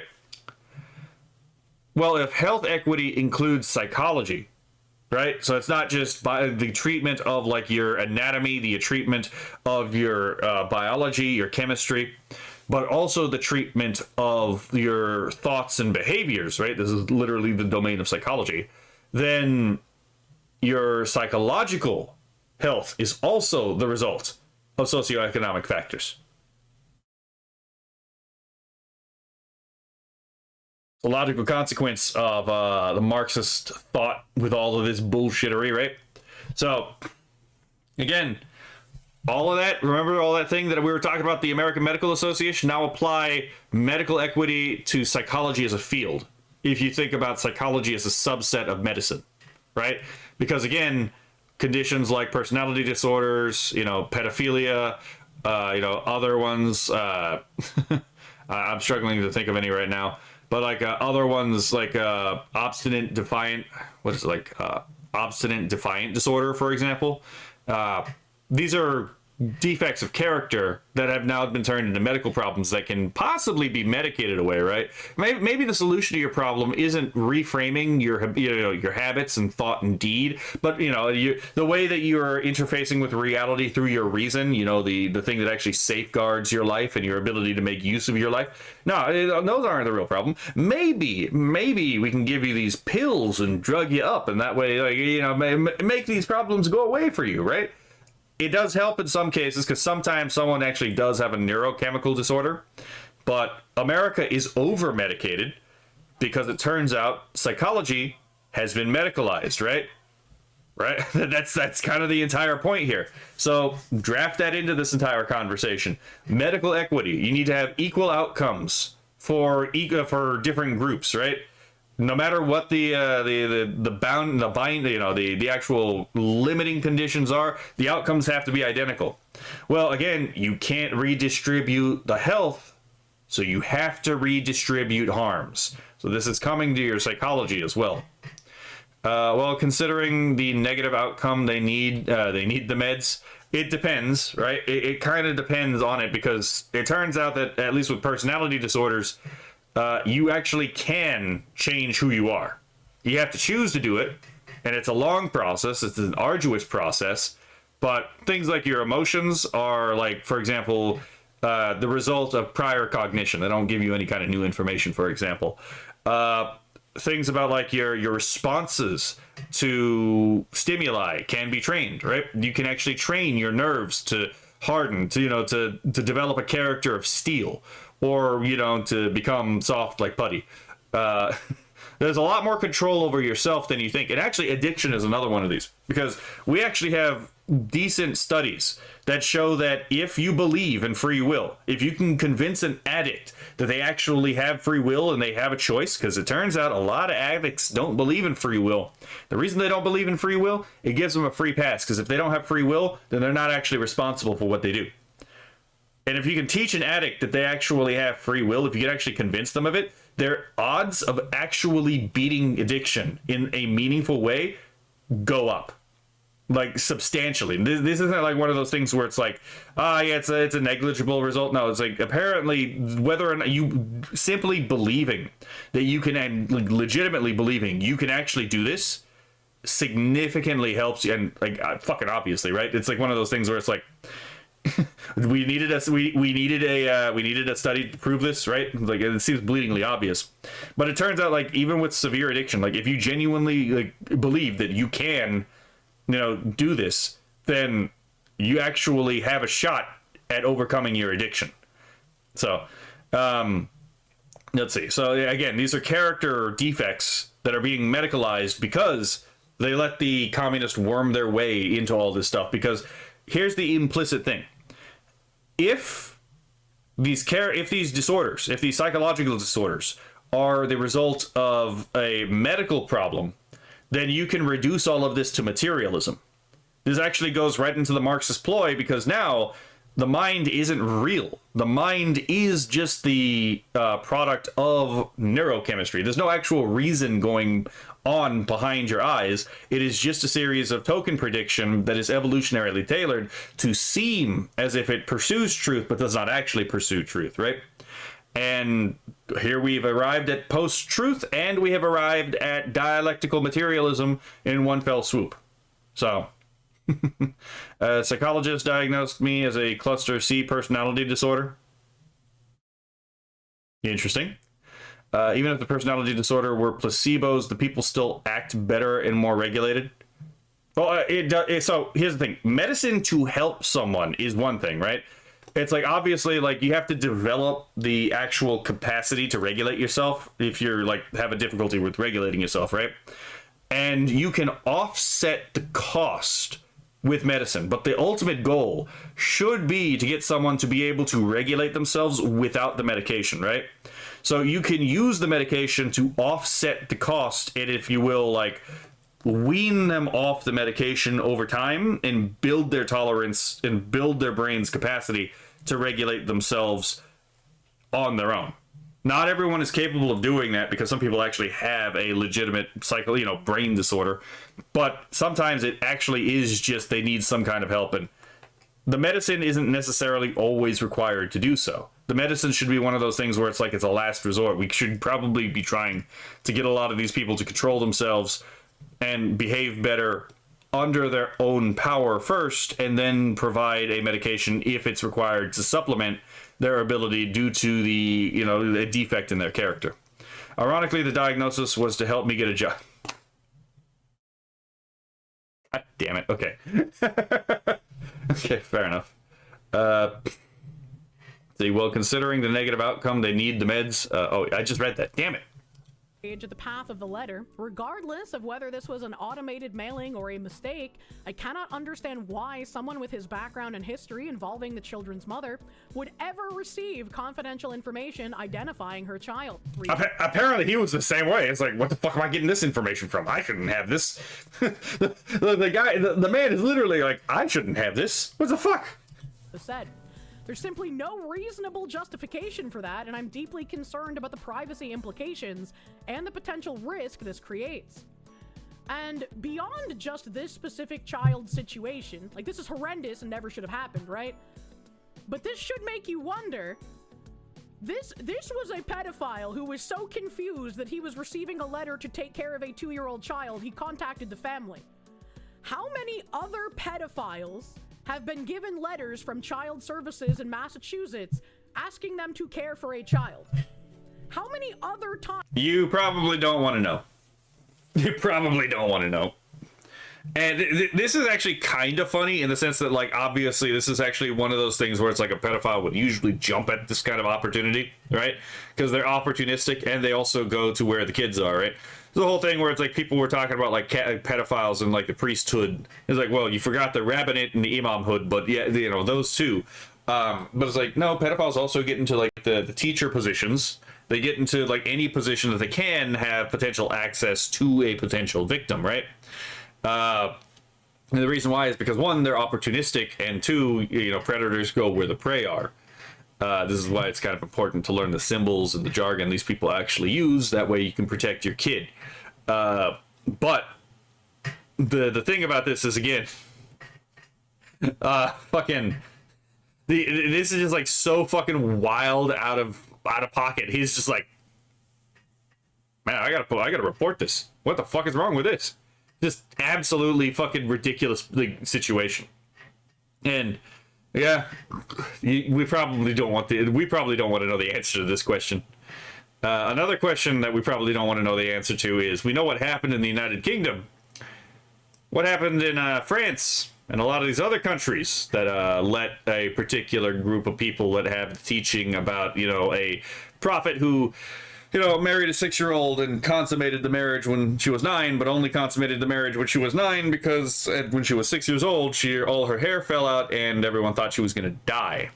And, you know, with one of the major sub-branches consisting of 10% of the population of that particular group, saying that there's actually no minimum age of consent at all. You can apparently marry a 1-year-old baby. Actually, you can apparently, according to Ayatollah Khomeini, marry significantly younger than that. So it's like, do we really? Do you want to know? Do you want to know what happened to people in France, or in Germany, or in any of these other places? Like, you want to know what's going on in Spain right now? Are you sure about that? Are you sure you want to know this?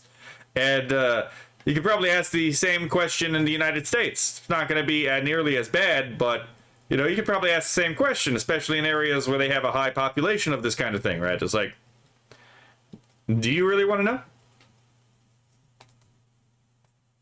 Now, personally, I think all of that information should come out, right? Because I actually think that there's actually, you know, a benefit to just getting the truth out there in these kinds of, you know, for this kind of situation, right? But at the same time, it's like, are you sure you want to know? Right? Are you sure? Because I have a sneaking suspicion, at least with like France and Germany, definitely, probably Spain too, you're going to be kind of shocked at the answer to that. Let's see. I've been diagnosed as having severe executive dysfunction since childhood and reconfirmed twice so far. It's something that takes constant and careful work to control. I mean, obviously, right? But it's like, the thing is like, again, we all have our... So it's like, if it's an actual disorder in the neurology or the neurochemistry, then yes, medication is one thing, right? But the point that I've been making about this is that a lot of the stuff that has been medicalized in the psychological, in the psychiatry and psychological sphere are not actually brain and chemistry disorders. They're disorders of habit, and they can be fixed by changing the habit.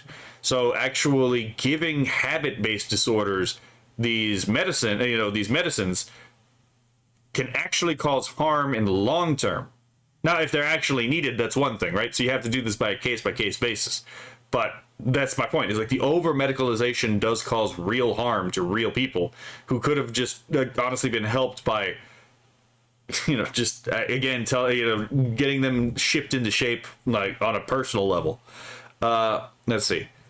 But like, if someone needs the medicine, they need the medicine. Like, you can only act in what you actually have capacity for, right? So I have family relation in the next state that had specific pills that were prescribed and taken to curtail alcohol intake.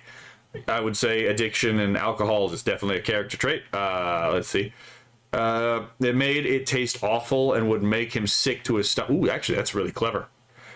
We need mass application of MOABs to certain parts of the world. Yeah, I mean, this used to be a far more prevalent practice than people like to think. There is actually a video on Inspiring Philosophy's channel about the practice of pedestry before Christianity came to many regions, and I'm like, I really want to do a commentary on that video because I have a lot to say, because like most of this information was not new to me at the time, because like this is just something that was like literally universal throughout human history, except for in like a couple places. And there's a lot to comment about, like how a lot of what you're seeing is not really it's just a return to a lot of the savage behavior of our ancestors, to be perfectly honest. But you know, it's one of those things where I have to wait for my strike.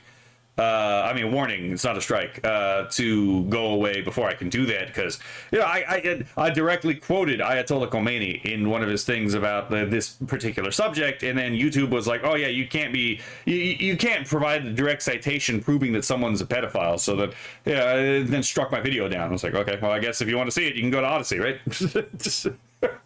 Oh my goodness. Let's see, retraining the habit, exactly, a new habit. Based Camp did an episode that sounds similar to that. I mean, it's basic neurology and virtue ethics, to be perfectly honest, right? But also, it's like, again, like, you can reason your way out of a lot of this stuff, right? It's like, a lot of this stuff is like what you believe affects how you actually perform in a number of cases, right? Like, if you believe that you could actually do something, the odds of you actually accomplishing it skyrocket, because you're actually going to try, actually do what you can to succeed, right? It's not guaranteed, but your odds of actually succeeding skyrocket if you believe that you actually can succeed. Now, if you don't believe you can succeed, good fucking luck, right?